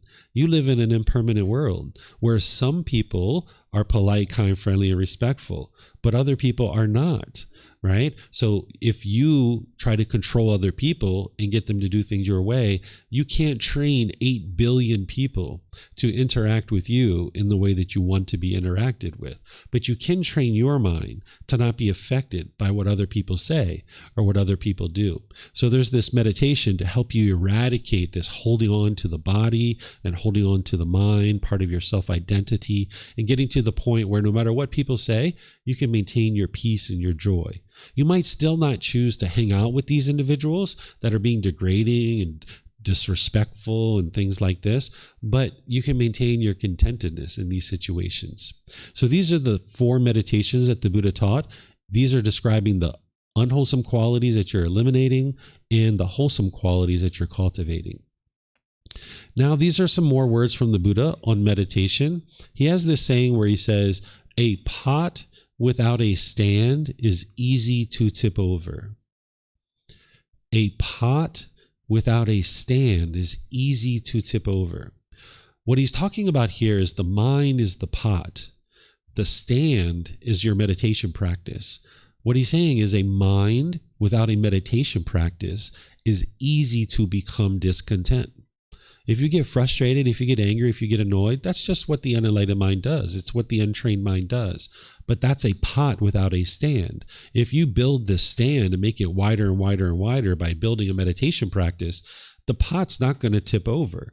You can get to the point where your mind's completely stable and steady. It's unshakable. It doesn't matter what's happening around you. You can maintain your peacefulness and your joy. Your gladness and your joy can be persistent and consistent in the mind, where by the time you get to enlightenment, it's a permanent mental state where you will never again experience any sadness or anger or frustration or any of those other discontent feelings. So a pot without a stand is easy to tip over. A mind without a meditation practice is easy to become discontent.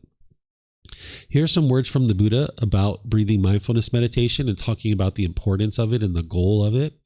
He says, monks, there is one thing that when developed and cultivated leads exclusively to liberation, to freedom from strong feelings, to elimination, to peace, to direct knowledge or experience, to enlightenment, to nibbana. What is that one thing? Mindfulness of breathing, breathing mindfulness meditation. This is that one thing that when developed and cultivated leads exclusively to liberation, to freedom from strong feelings, to elimination, to peace, to direct knowledge or experience, to enlightenment, to nibbana. So here what he's saying is there's one goal for this meditation. That's to get to enlightenment, to get to the peace, to get to the joy of the enlightened mental state. That's the only goal of this meditation. If you're practicing breathing mindfulness meditation, that's the catalyst that's going to help you to be able to get to enlightenment. He's not saying you only need one thing in order to get to enlightenment. Otherwise, he would have just taught meditation and that's it.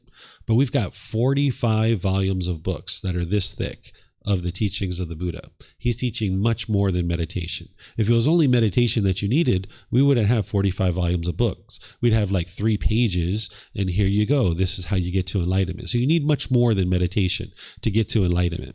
It's kind of like saying your car, it leads to one thing, which is transportation. Right? Your car, it leads to one thing, which is transportation. But you need more than just a car in order to be able to live your life and sustain your life, right? You need food and clothing and shelter and medical care and all these other things. Okay. So here, this is me just kind of helping you and guiding you on how to actually do breathing mindfulness meditation, which is what we just did this morning. So you guys heard me do this while we were actually meditating, which is focusing on the breath, either the sound or the sensation of air. And anytime thoughts arise, you cut it off and let it go. Cut it off and let it go. You cut it off and let it go. You don't look at the thoughts. You don't label the thoughts. You don't try to figure it out. You don't try to put together your grocery list or your to-do list in your mind. Anytime a thought comes up, you cut it off and let it go. You cut it off and let it go. Just keep bringing it back to the breath. Whether it's a wholesome thought or an unwholesome thought, you just let it go. Let it go. Let it go. Understand that you are going to have thoughts. In the unenlightened mind, you're going to typically have a bombardment of thoughts. It's going to be like thought. Whoa, your mind might be spinning, right? Or the other thing that might happen is you might have a thought. You indulge in that thought for a period of time. You think about it. You look at it. You play with it. 2 or 3 minutes down the road, you're like, oh yeah, I'm meditating. Let me bring my mind back to the breath, right? And you kind of bring your mind back to the breath. This is normal for someone who's training their mind and they're first getting started. That's going to happen for quite a while. The difference for an enlightened being is an enlightened being still has thoughts, but in between their thoughts, their mind is still and quieted. So they're still going to have thoughts. They might have 10, 15, 20 thoughts during their meditation, but they notice it right away and they cut it off and let it go right away. You need thoughts. That's what's helping you in day-to-day life. You can't eliminate your thoughts. As long as you're alive, you're going to have thoughts. But what you're doing is you're training your mind to notice them sooner and sooner, and cut them off and let them go easier and easier. So even in the enlightened mental state, there's going to be a thought. And then when there is a thought, you notice it, you cut it off and bring it right back to the breath. So in meditation, you're cutting off anything and everything that comes up because you're building qualities of mind to have mindfulness or awareness of mind and concentration and the ability to let go. But then in your day-to-day life, you would like to only cut off the unwholesome thoughts. So if you're thinking about punching your boss in the face, cut that off, let it go. It's going to produce unwholesome things for you, right? You're going to have difficulties and struggles. But if you're thinking about taking your mom to dinner, hey, that's generosity. Take your mom to dinner. You don't have to cut that off. That's wholesome. Go take your mom to dinner. Go have a good time. You don't have to cut that off in day-to-day life. So we're training our mind in one way, and then we're practicing in a different way. This is much like a professional athlete. If I was a professional pole vaulter, my sport is pole vaulting. But when I go to the gym, I'm doing weight training, agility training, cardiovascular training. My training looks very different than the sport that I actually do in day-to-day life. And it's the same thing here, that when we're training, we're cutting off everything and anything that's coming up in the mind because you're trying to train your mind to notice your thoughts sooner and sooner and cut them off and let them go easier and easier. But then in day-to-day life, you notice anger starting to arise, cut it off and let it go because it's going to show you that it's arising. It's going to be a bodily sensation. It's going to start arising like tingling in the body, tightening in the chest, tightening in the throat, heat in the face, pressure in the skull. You can cut that off and let it go, essentially rewiring the mind. You're not suppressing your thoughts. You're actually cutting them off and letting them go. You're cutting off and letting go of these feelings before it actually becomes a feeling. So you can rewire your mind so that you're not forming your feelings based on some external thing. As long as you keep forming your inner feelings based on some external thing, your mind's going to go up and down throughout your day-to-day life. So when you're noticing the anger and the frustration and the irritation and the annoyance starting to arise, you can cut that off and let it go, rewiring your mind to no longer experience this. And it's this meditation that's going to help you to do that. So you can more and more develop your mindfulness and concentration and the ability to cut off and let go. Then there's loving kindness meditation. These are the words of the Buddha. He says, develop meditation on loving kindness. For when you develop meditation on loving kindness, any ill will be abandoned. This is the way a Buddha teaches. Very clear, very concise, very precise. You don't need to interpret his words. You don't need to figure out what he's saying. He just tells you exactly what's going on. If you would like to get rid of your anger, your hatred, your ill will, and all those lesser versions, train the mind with loving kindness meditation. That's what's going to do it, right? So there's this meditation where you lead into it with breathing mindfulness meditation, but instead of focusing on the breath and cutting off and letting go, in the loving kindness meditation, you actually do these affirmations in the mind. Things like, may I be peaceful. And you do this on the out breath. And then you breathe in. And then you say, may I be safe. And you do that on the out breath. And then you breathe in nice and slow. And then on the out breath, may I be well. And then you breathe in, may I be free of all discontentedness in the suffering that it causes. What you're doing is you're cultivating loving kindness for this being who you are. Loving kindness is a genuine interest in seeing all beings be well, active goodwill. If you can't learn how to love this being, you're going to have a lot of difficulties loving others. Right? So you need to eliminate that negative self-talk, that inner dialogue that's maybe degrading or diminishing. This is a meditation that's going to help you to do that.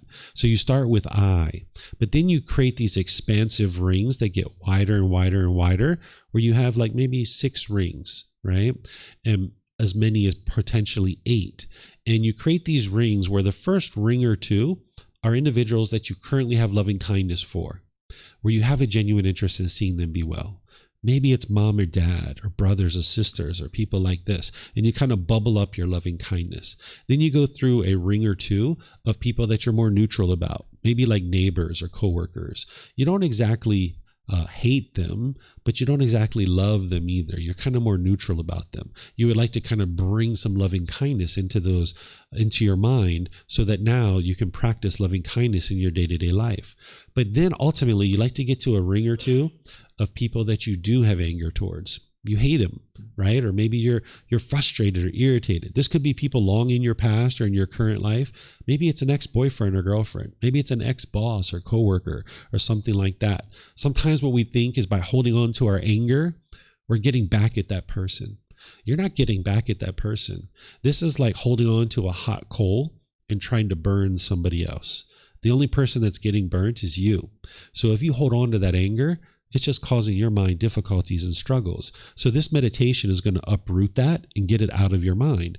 Whether you ever see that person or not, it doesn't matter. What's important is that you uproot your anger and hatred out of your mind so that it doesn't spill out into your other relationships, that you can uproot this out of your mind. So it could be people who are dead and long in the past, and you're never even going to see them ever again. But if your mind has anger, your mind's not liberated. It's not free. You're still burdened with this anger. So you would like to uproot it with the loving kindness meditation by going through about 6 or 8 different rings. And eventually you get to your last ring, and you would like it to be all beings so that you haven't left anybody out. What you're doing here is you're essentially rewiring your mind to be more loving and kind. You're not asking some being to come and make those people peaceful and joyful or anything like that. What you're doing is you're rewiring your mind. So if I'm doing loving kindness meditation, like, may mom be peaceful, may mom be safe, well, and free of discontentedness. Now, if I'm doing that every day over and over and over again, when I spend time with mom, I'm going to be more loving and kind. My intentions, my speech, and my actions are going to start to change. And now this is where your relationships change. Because for some of you, you might be sitting back in some of these relationships really wanting other people to change. I know I did. I wanted mom to change. I went all through my life. I kept wanting mom to change. And she never changed. Right? Our relationship was always difficult, all kinds of resentment and difficulties in our relationship. But eventually, I understood the teachings of the Buddha that I needed to change in order to change this relationship. I needed to change. So I worked on this meditation and I transformed my mind to be more loving and kind towards mom. So that now, through this meditation and rewiring my mind, when I spent time around mom, I could be more loving and kind. Where in the past, when she would pick up the rubber ball of anger and she would throw it around the room, and I would pick it up and throw it around the room, and she'd pick it up and throw it around the room. Next thing you know, we have all this anger and hostility floating around the room. But now, with having trained my mind, when she used to pick up the rubber ball of anger and throw it around the room, I would just watch it roll to the corner and lose its energy. I wouldn't give it any energy. I would say, Mom, I know that I've talked to you in very hostile and bitter ways in the past. I'm choosing not to do that anymore. I really love you, and I'm not interested in being bitter and hostile with you. I'm going to get off the phone and let you think about what you just said, and we'll talk another time. I love you, Mom. Where in the past, if she was bitter and harsh and hostile with me, I'd be bitter and harsh and hostile back, and it'd be like fireworks that had exploded. But now I started doing something different. I started being loving and kind through my intentions, speech, and actions. And slowly but surely, our relationship transformed to the point where she died, we had no hostility for many, many years in our relationship. And that's because I decided to work on my mind, and then I worked through my intentions, speech, and actions to be more loving and kind with mom. So these are things that you can do in order to transform your mind and transform your relationships. Because if you keep going down this well-worn path of anger and bitterness and hostility, you know where that leads. It leads to broken relationships. That's where that leads. The anger and hostility, it's a well-worn path. It's probably got the bushes pushed back, the stickers pushed back, the grass is worn out. It leads to broken relationships and heartache and difficulties. So what you're doing with this loving kindness meditation is it's like getting out a machete and you're cutting through the bushes and the stickers, and you're forging this new path so that now when something's happening in your life and you're noticing the anger arise, you can cut that off and let it go and start going down this path of loving kindness. Understanding that that anger that is arising, it's not coming from the other person. It's coming from within your own mind. It's your own cravings. It's your expectations of wanting things to be a certain way. So you can get out your machete and you can forge this new path through this meditation. And this is why it's a little bit of a challenge for people when they're first getting started, because it's a new path. But eventually, if you go down this new path enough, this will become the well-worn path, the loving kindness. And now the old path, will overgrow. The bushes will come back, the stickers will come back, the grass will grow back in, and you won't go down that path anymore because your mind's been rewired to no longer do that. So these first two meditations that I'm talking about, these are the two primary meditations that everybody is going to need in order to get to enlightenment. The breathing mindfulness meditation to eliminate craving, desire, attachment, and cultivate mindfulness and concentration. And you're going to need loving kindness meditation to eliminate anger, hatred, ill will, and all those lesser versions, even the slightest dislike towards other beings. And it's going to help you to cultivate loving kindness or a genuine interest in seeing all beings be well. But then from there, there's two specialized meditations that you can use in order to help you eliminate sexual cravings and to realize non-self. Not everybody's going to need these other two, but everyone's going to need breathing mindfulness meditation and loving kindness meditation. I'm about to flip the slide, and the next slide has a picture on it. There's a picture of a dead body that is dissected. And I give you guys a heads up because you may or may not be interested in seeing this right now. It's up to you. If you have a hard time seeing it, that's because of the mind's craving, desire, attachment. The mind's wanting things to be permanently agreeable. So one of the ways that we train the mind to eliminate sexual cravings is to be able to see the body as it truly is. Because when you're attracted to the body of another being and you're wanting to have sex with it, it's because you see the outer layer. You see the hair and the makeup and the jewelry and the clothing and all these other things. And now it's attractive to you. You smell the cologne or the perfume.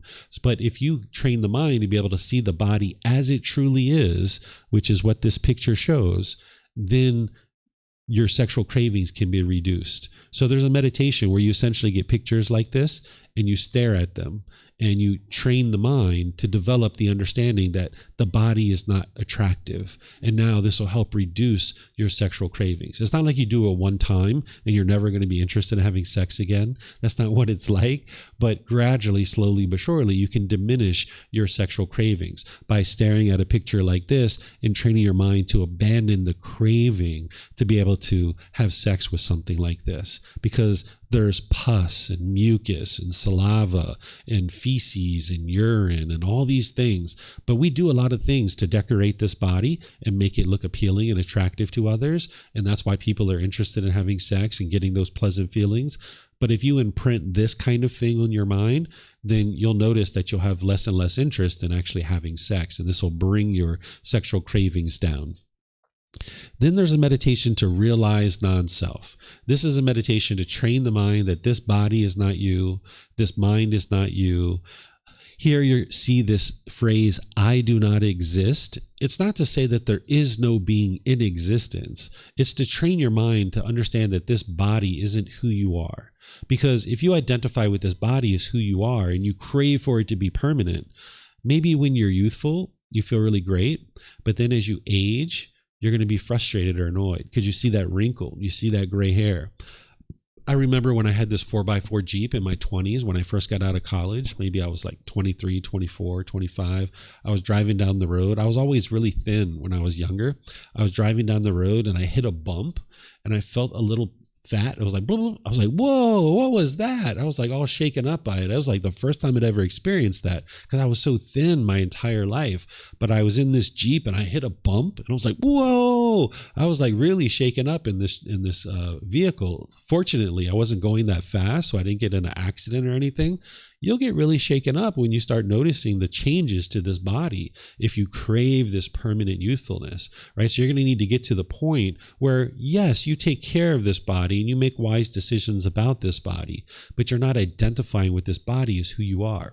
So if someone says something positive about it, you can maintain your peacefulness and joy. You don't have to get all conceited and arrogant and egotistical. But then when somebody says something negative and degrading, you don't have to feel the painful feelings. But if you get so excited when somebody gives you a compliment, then when somebody says something negative or degrading about this body, you'll be frustrated, you'll be annoyed.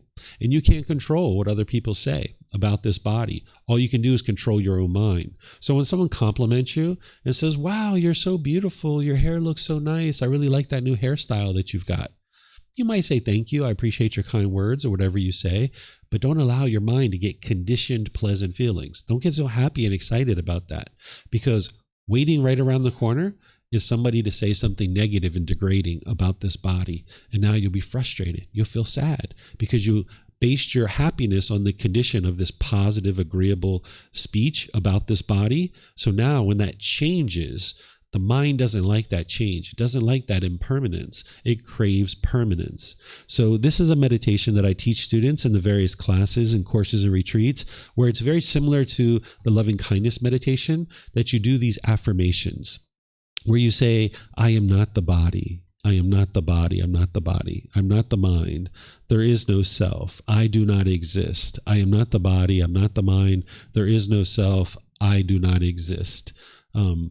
As you go through these and you do this repetitively, over time, you'll shed away your what's called personal existence view. It wouldn't be just this meditation that you need. There's other things as well.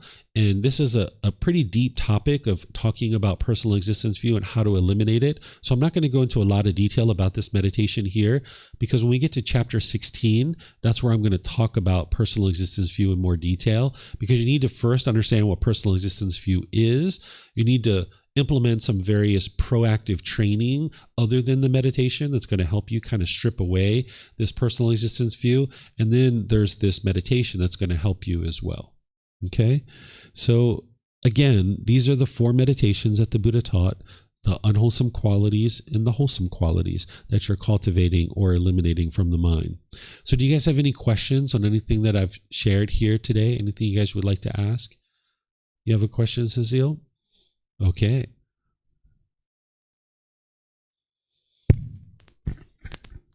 So you said the only a Buddha is able to reach enlightenment without a teacher, because the Buddha has certain qualities in his mind. I guess obviously before reaching this state. So I would like to know which are these qualities that the Buddha has before becoming a Buddha that allow him to be a Buddha without a teacher. Sure. The thing that a Buddha has that the average person doesn't have is they have an unlimited capacity to remember countless details about their current life and their previous lives as well. So for example, all of you have a certain limited capacity in your mind. It's like a hard drive. Maybe you have 500 gigabytes or 1 terabyte. And now if you try to think about things from your childhood, you kind of have spotty memories. You don't have direct recall of everything that's happened in your childhood because you've had to delete old files in order to store new files. In the last 5 years or so, you can remember pretty much most of the things that you've been involved in and what you've been doing.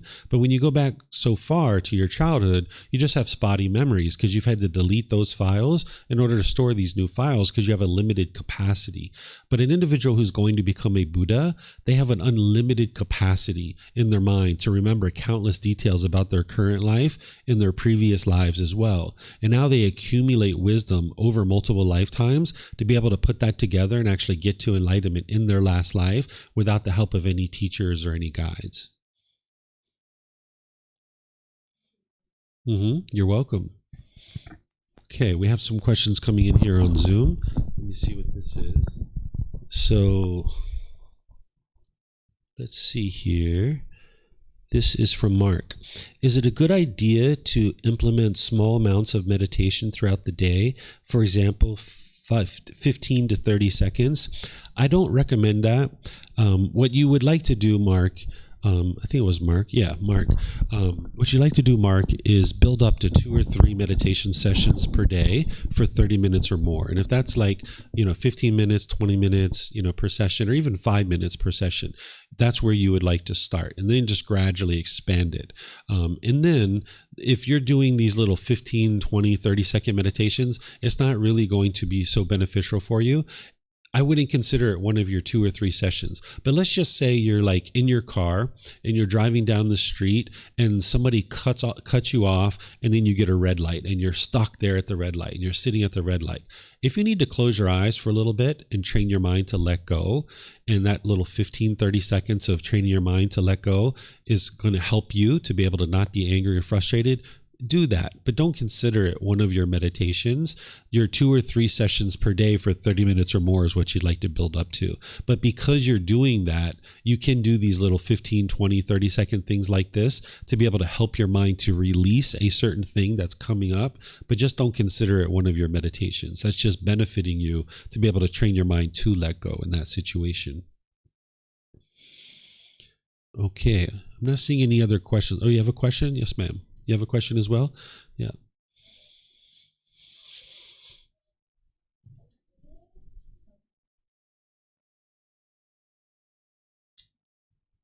Just got to press it, yeah. Okay, I just wondering, after we do the meditation, you see we can easily cut off the angry. So do you think where we also cannot easily feel happy? Because I think like happy and unhappy, they're balanced. If we can feel unhappy, then we can feel happy. Yeah, so that's my question. Okay, so what you experience in the unenlightened state is you experience what's called conditional happiness. Okay, based on some condition, you'll be happy. If the sun is out, I'll be happy. If my mom does this, I'll be happy. If my bank account is this, I'll be happy, right? This is what's called conditional happiness. And this happiness, it arises, it changes, and it fades away. And ultimately, you feel dissatisfied. You get a new pair of shoes, you're happy for a period of time, but then it fades away. You get a new job, you're happy for a period of time, then it fades away. You get a new boyfriend or girlfriend, you're happy for a period of time, but then it fades away. That's because it's called conditional happiness. It's based on some condition, and that condition is not permanent, so therefore your happiness is not permanent. So you're looking to eliminate what's called conditional happiness. You're training your mind to no longer have conditional happiness. What you're working towards is unconditional happiness, where the mind is just always happy. It's always joyful. It's always cheerful, but it's not based on any condition. So in the unenlightened state, an unenlightened being will wake up, they'll see it's sunny outside, they'll get so happy. They'll be like, wow, it's sunny outside. I'm going to go hiking today. I've been wanting to go on this trail with my friends. I'm going to call them up and let them know it's time to go hiking. Yay, this is going to be so great. And now you go take a shower and you come out and you see it's raining and now you're frustrated. Oh man, I can't go hiking. Oh man, it's so terrible, right? The mind is frustrated because they base their happiness on the sun, and now the sun's gone because it's impermanent. So now the mind is frustrated or angry or irritated. This is what an unenlightened being is experiencing. Their mind's going up and down and up and down. An enlightened being, they were already happy before they ever woke up. And now they wake up and they see it's sunny outside. It's like, sweet, I'm going to go hiking today. This is going to be fun. I'm going to call my friends, let them know that we can go hiking. Oh, this is going to be great. And now you go take your shower and you come out and it's raining. It's like, oh, it's raining. Well, I guess we're not going to go hiking. I'll probably stay home and read a book, maybe go to the mall. Maybe I'll invite my friends over for dinner. We'll cook some dinner. Can still be happy, right? So you have unconditional happiness. You were already happy before you saw it sunny outside. If an individual, which all unenlightened beings have, conditional happiness, that means this condition has to be met, this condition has to be met, this condition has to be met, this condition has to be met, and then I'll be happy, right? If my mom does this, if my dad does this, if my boss does this, if the weather is this, if my bank account is this, then I'll be happy. That means your happiness is very limited. It becomes less and less and less. So not only do you cut off the conditional painful feelings, but you cut off the pleasant ones too. The conditional pleasant feelings. That when you notice that you're getting so happy and excited because mom's coming, like say mom calls you up and says, hey, I heard you got a new apartment. I'm going to come see you on Friday. This is going to be fun. We're going to cook. We're going to have a good time. Oh, this is going to be great. And you're noticing you're getting all excited about that. You'd like to cut it off and let it go. Cut it off and let it go. Like, hey, mom, that'll be great. I really enjoy spending time with you, right? You can enjoy this experience with your mom, but you're not interested in getting conditional pleasant feelings. Because if you allow your mind to get so excited on Tuesday when mom says she's going to come, well, on Friday morning when she calls you and she says, hey, something came up. Sorry, I can't come.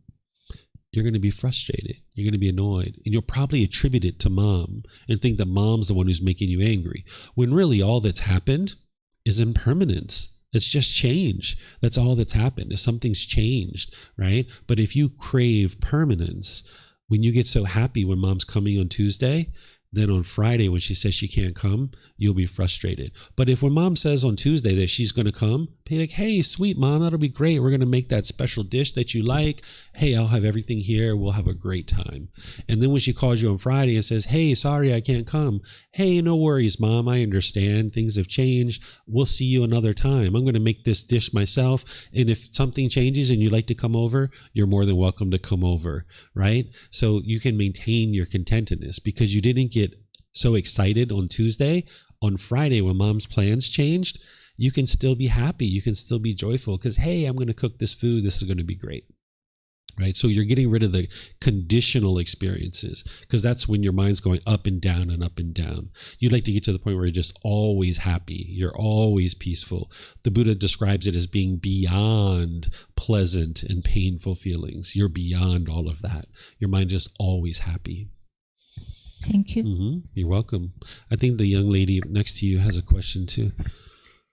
I have a question regarding sexual cravings because you were saying that there's a way not to have sexual cravings related to the body.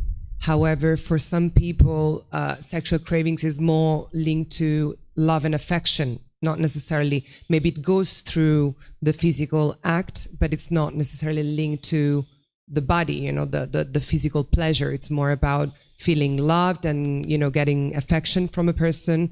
So how does that fall into that? And how do you see that? This is a misperception that people have. They think that their interest to have sex is coming from their love. This isn't actually true. What true love is a genuine interest in seeing all beings be well, where you can actually love everybody. By the time you get to enlightenment, you can love all beings. When an individual is having a craving for sex, it's because they want to feel pleasure. They might be willing to do that with somebody that they're close with in some cases, and in some cases people are having sex with someone who they're not close with, right? So if having sex is from your love, you would only be able to have sex with someone that you actually love. But there's people who have sex with someone who they don't love, right? There's people who have sex out of rape or something like this because they're trying to please the mind's craving, where there's a longing, yearning in the mind for pleasure of the body. The body is wanting, the mind is wanting this pleasure, and it's through the body that it's experiencing this. So when it's experiencing this contact through the eyes, the ears, the nose, the tongue, the body, and the mind itself, through sexual activity, the mind goes to this heightened state where there's ultimately potentially an orgasm. So people might choose to have sex with someone who they're close to. In some cases, that's not actually love. Because what love is a genuine interest in seeing all beings be well. But in the unenlightened state with a lack of wisdom, individuals are thinking that this craving, desire, attachment is their love. So for example, someone might meet somebody, they're physically attracted to them, or maybe they're intellectually attracted to them, or maybe they're attracted to them financially in their material objects and their wealth. And now when they get attracted to this person, they spend time with that person for a few weeks or a few months, and then they say, I've fallen in love with you. I'm now in love with you. But then as time goes on, things change, and somebody might say, I don't love you anymore. I've fallen out of love with you. This isn't love. There might have been love in there, but that's not the love, because you can't actually fall in love and out of love with people. It's not possible. If you get to true love is loving people as they are, unconditionally, where you don't want anything from them and you don't expect anything from them. So people get confused because we call it making love. That's what we call sex, that we're making love. What you're actually doing is you're actually stimulating each other's senses, and each other is getting pleasant feelings, conditional pleasant feelings, based on the condition that you stimulate this body in a certain way. Now the mind's going to get conditioned pleasant feelings.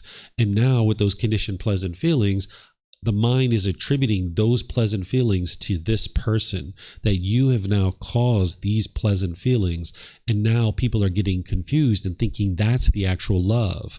So now what's occurring is, over a period of 5 years, 10 years, however long, when the sex isn't as stimulating, because after you're with someone for an extended period of time, you can only do that so many different ways that it's not as stimulating anymore. And now somebody thinks, the sex isn't so good. I've fallen out of love with you. We're not making love the way that we used to, where this is the mind being confused of what the actual love is. That if we attribute the sexual act to our love, then when the sex is not as good as it used to be, we'll think that we don't love each other anymore. When in reality, what's happened is the mind has become desensitized to the physical activity and to the sensual pleasures, and now it just doesn't stimulate the mind the way it used to. That we haven't actually fallen in love and out of love. It's just that our mind has gotten desensitized to this sexual activity. So oftentimes we look at our relationship and we define our relationship through the sexual activity, when in reality, that's just sexual activity that's training the mind, or that's producing pleasant feelings in the mind. It's not the love that's actually causing this. No, sorry. What I meant is if it's like love craving, not necessarily linked to sex, that it might be attached to the physical body, like it'd be a hug or, having that person close to you. But sometimes you just crave having that person close to you, hugging you, or just, feeling the physical presence of the person that is not necessarily linked to having sex. It could be just, how this person makes you feel when you're next to that person. Yeah, this is all craving, desire, attachment. If somebody needs something external in order to feel a certain way, that means when you're with this person, you'll feel good. And when you're away from this person, you'll feel bad, right? This is attachment. It means that my feelings are now attached to you. And if you're here with me, I'll feel happy. And if you're away from me, I'll feel sad, or I feel like I'm missing you, or I feel lonely or bored. And now you can only feel happy when you're with this person, or they're touching you a certain way, or they're embracing you in a certain way. You would like to get to the point where you're always happy. And if this person hugs you and wants to embrace you, great, that's fine. Let's embrace, let's hug, let's show our care through a hug. But if you don't hug me, that's okay too. I know that we love each other, right? So I used to be at the point where I used to think that when my wife came home and she would hug me, I wanted a hug every single time when she came home. And if she didn't hug me, I'd be frustrated. I'd be irritated, like, she doesn't love me. She didn't even hug me when she came in. This is the mind's craving, the desire, attaching my feelings to what this person does. And you would like to get to the point where you can spend time with people and you can enjoy people and you can potentially hug if you like, but you're not basing your feelings on that, or whether it happens or not. And that's where you get liberated, and that's where you get free. Because if your wife or husband walks in and they hug you, okay, great, let's hug. And if they don't, okay, that's fine too. And you can maintain your contentedness. If they're with you, hey, that's great, let's enjoy that time. They go away on a business trip for 2 or 3 weeks, that's fine too. But when people say, like, say you have a partner that goes on vacation or goes on business trip, and they call you and they say, hey, honey, did you miss me? And you're like, no, I didn't miss you, right? That's not because you didn't love them. That's because your feelings aren't attached to them. So when somebody says, oh, I miss you so much, this is the attachment. It means I'm miserable when you're not around. I feel horrible when you're not here. When you're here, I feel great. But when you're away from me, I feel miserable. This is the attachment. It's not the love. Okay. Yes, ma'am. If you could use it, because we have many people online who's joining us, and they won't be able to hear you if you're not using it. So I have a question about the loving kindness. So does that mean I do not criticize at all? Because I feel like criticizing is pretty important, for the social function, or to some extent it can make some changes. For example, it's not that you hate a certain people, you hate certain person, but maybe there's a group of people, they're doing some public things that maybe you think they can do better, or you just have this willing to, criticize a little bit. I don't call it judgment. So does that mean, like, to cultivate loving kindness for all beings means that I do not criticize at all? Yes, because criticizing someone is not beneficial, because each individual person is responsible for their own growth and their own development. If you went around criticizing other people and telling other people what to do, there's two things that are involved here. One is called sensual desire, where the mind is craving and expecting other people to do things a certain way. The other thing, and the main thing that's involved, is something called conceit, where the mind is arrogant and prideful, thinking, I know what's right, and this person is doing something wrong, and now I need to inject myself into this person's life and give them unsolicited guidance and tell them what they should or shouldn't be doing. Where that's your ego. That's the conceit. And now if you went around criticizing people and telling people what they should or shouldn't be doing, it's going to cause all kinds of difficulties in your relationships. So it's important, as part of loving kindness, is that you practice this genuine interest in seeing all beings be well, but you understand that them being well is their responsibility. It's not your responsibility to go around and tell people what they should or shouldn't be doing, because that's just your ego and your conceit coming in and thinking that you know what's right for other people.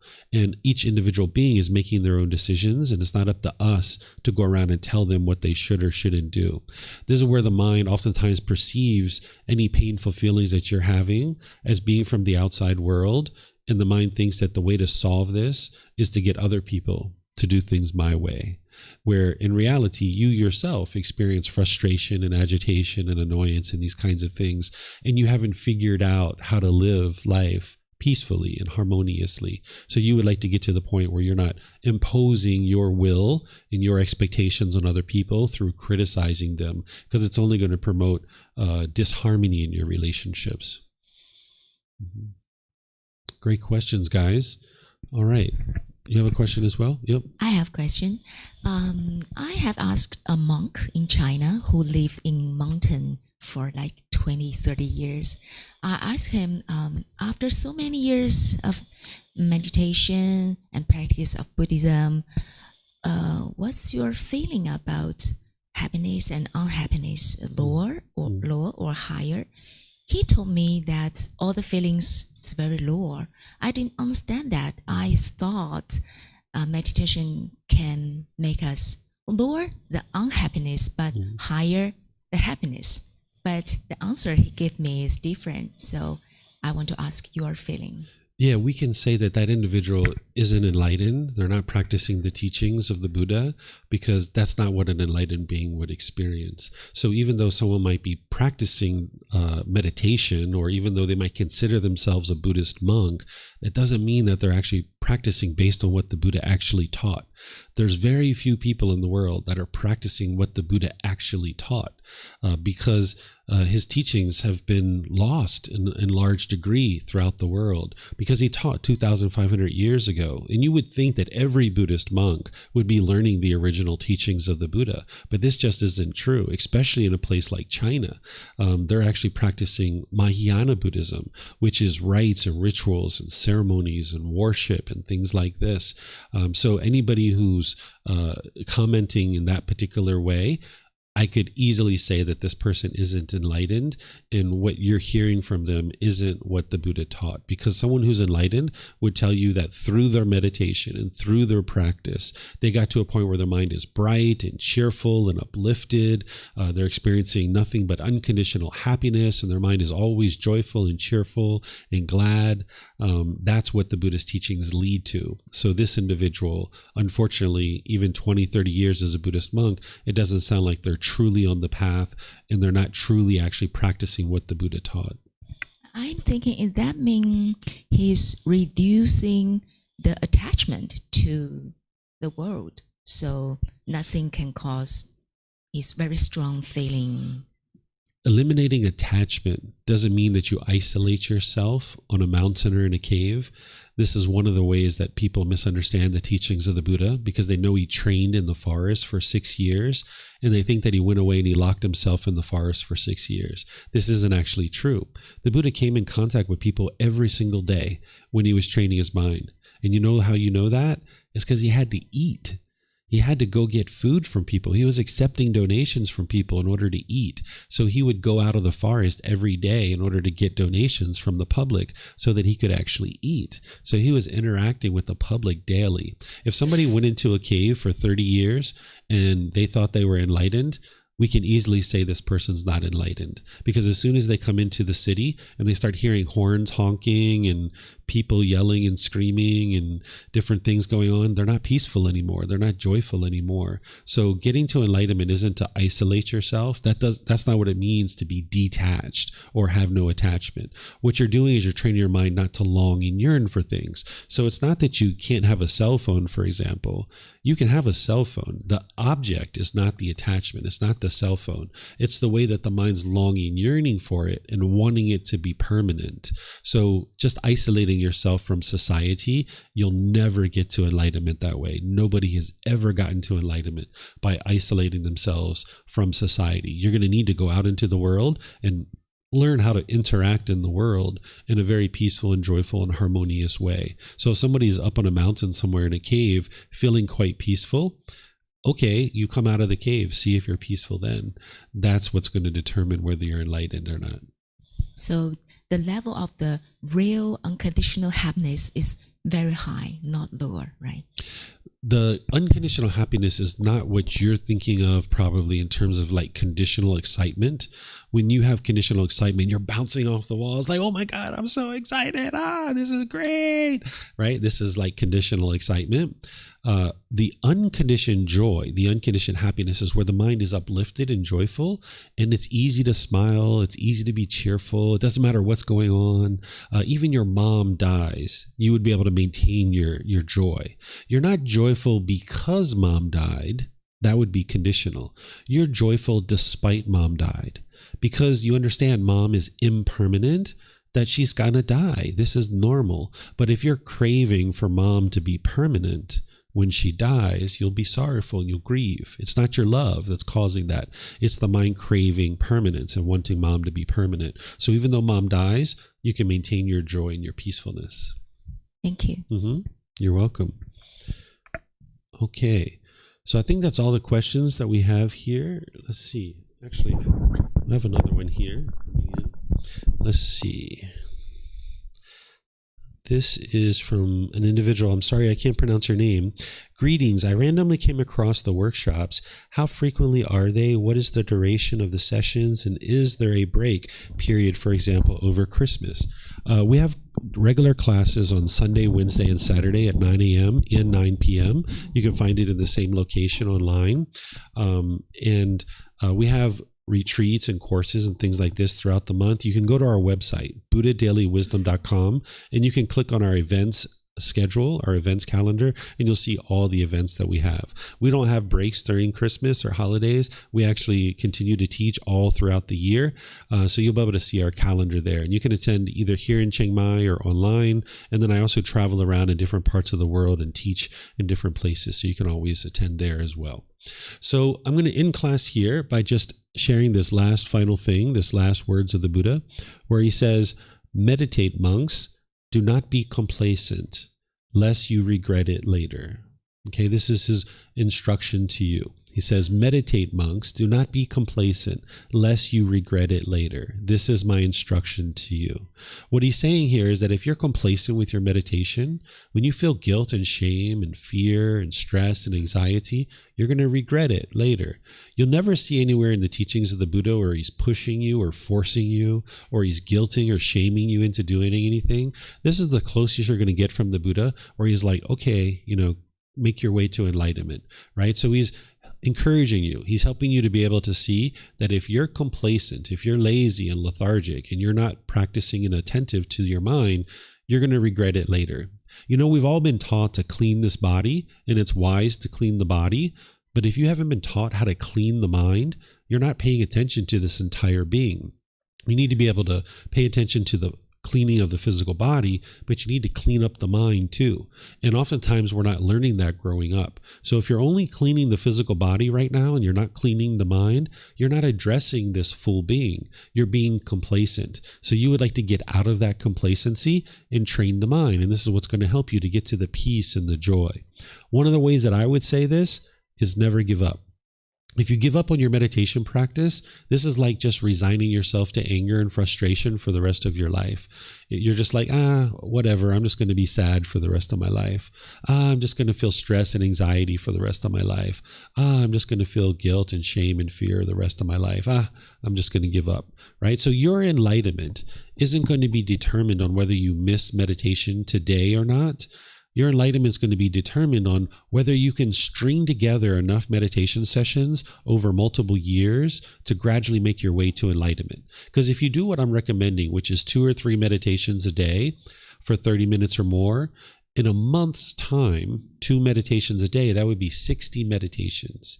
If you got 52 or 53 meditations in a month, or 54, you're making your way to enlightenment. You don't need to feel guilty or shameful about missing those meditations. But if you can string together 52, 53, 54 meditations over the course of multiple years, you'll make your way to enlightenment. So don't put this pressure on yourself or force yourself to be able to do these things, but instead gradually build up your practice and understand that you might go through periods where you're not meditating for a day or 2. But when you don't meditate, what do you do next? Do you allow that to be a week or a month or a year that you're not meditating?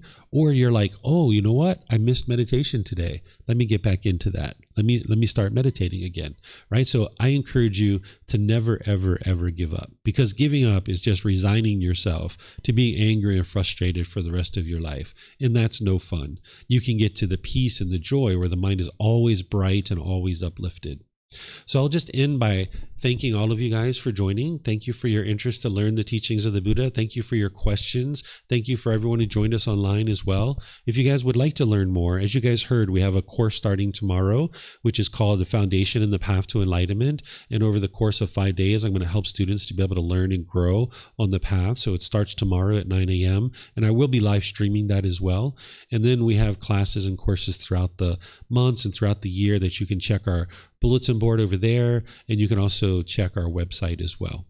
So whatever you choose to do today, have a very wonderful and lovely rest of your day, and perhaps we'll see you next time. Take care. Sawadee krap.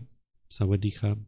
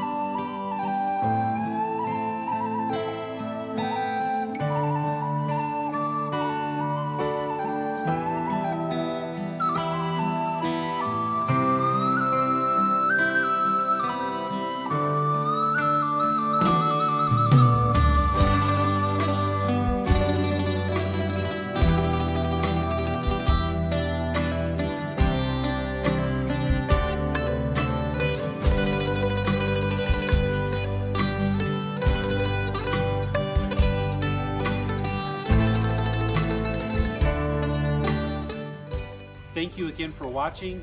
Enjoy your meditation. Look forward to seeing you online and answering any questions that you might have. Thank you so much.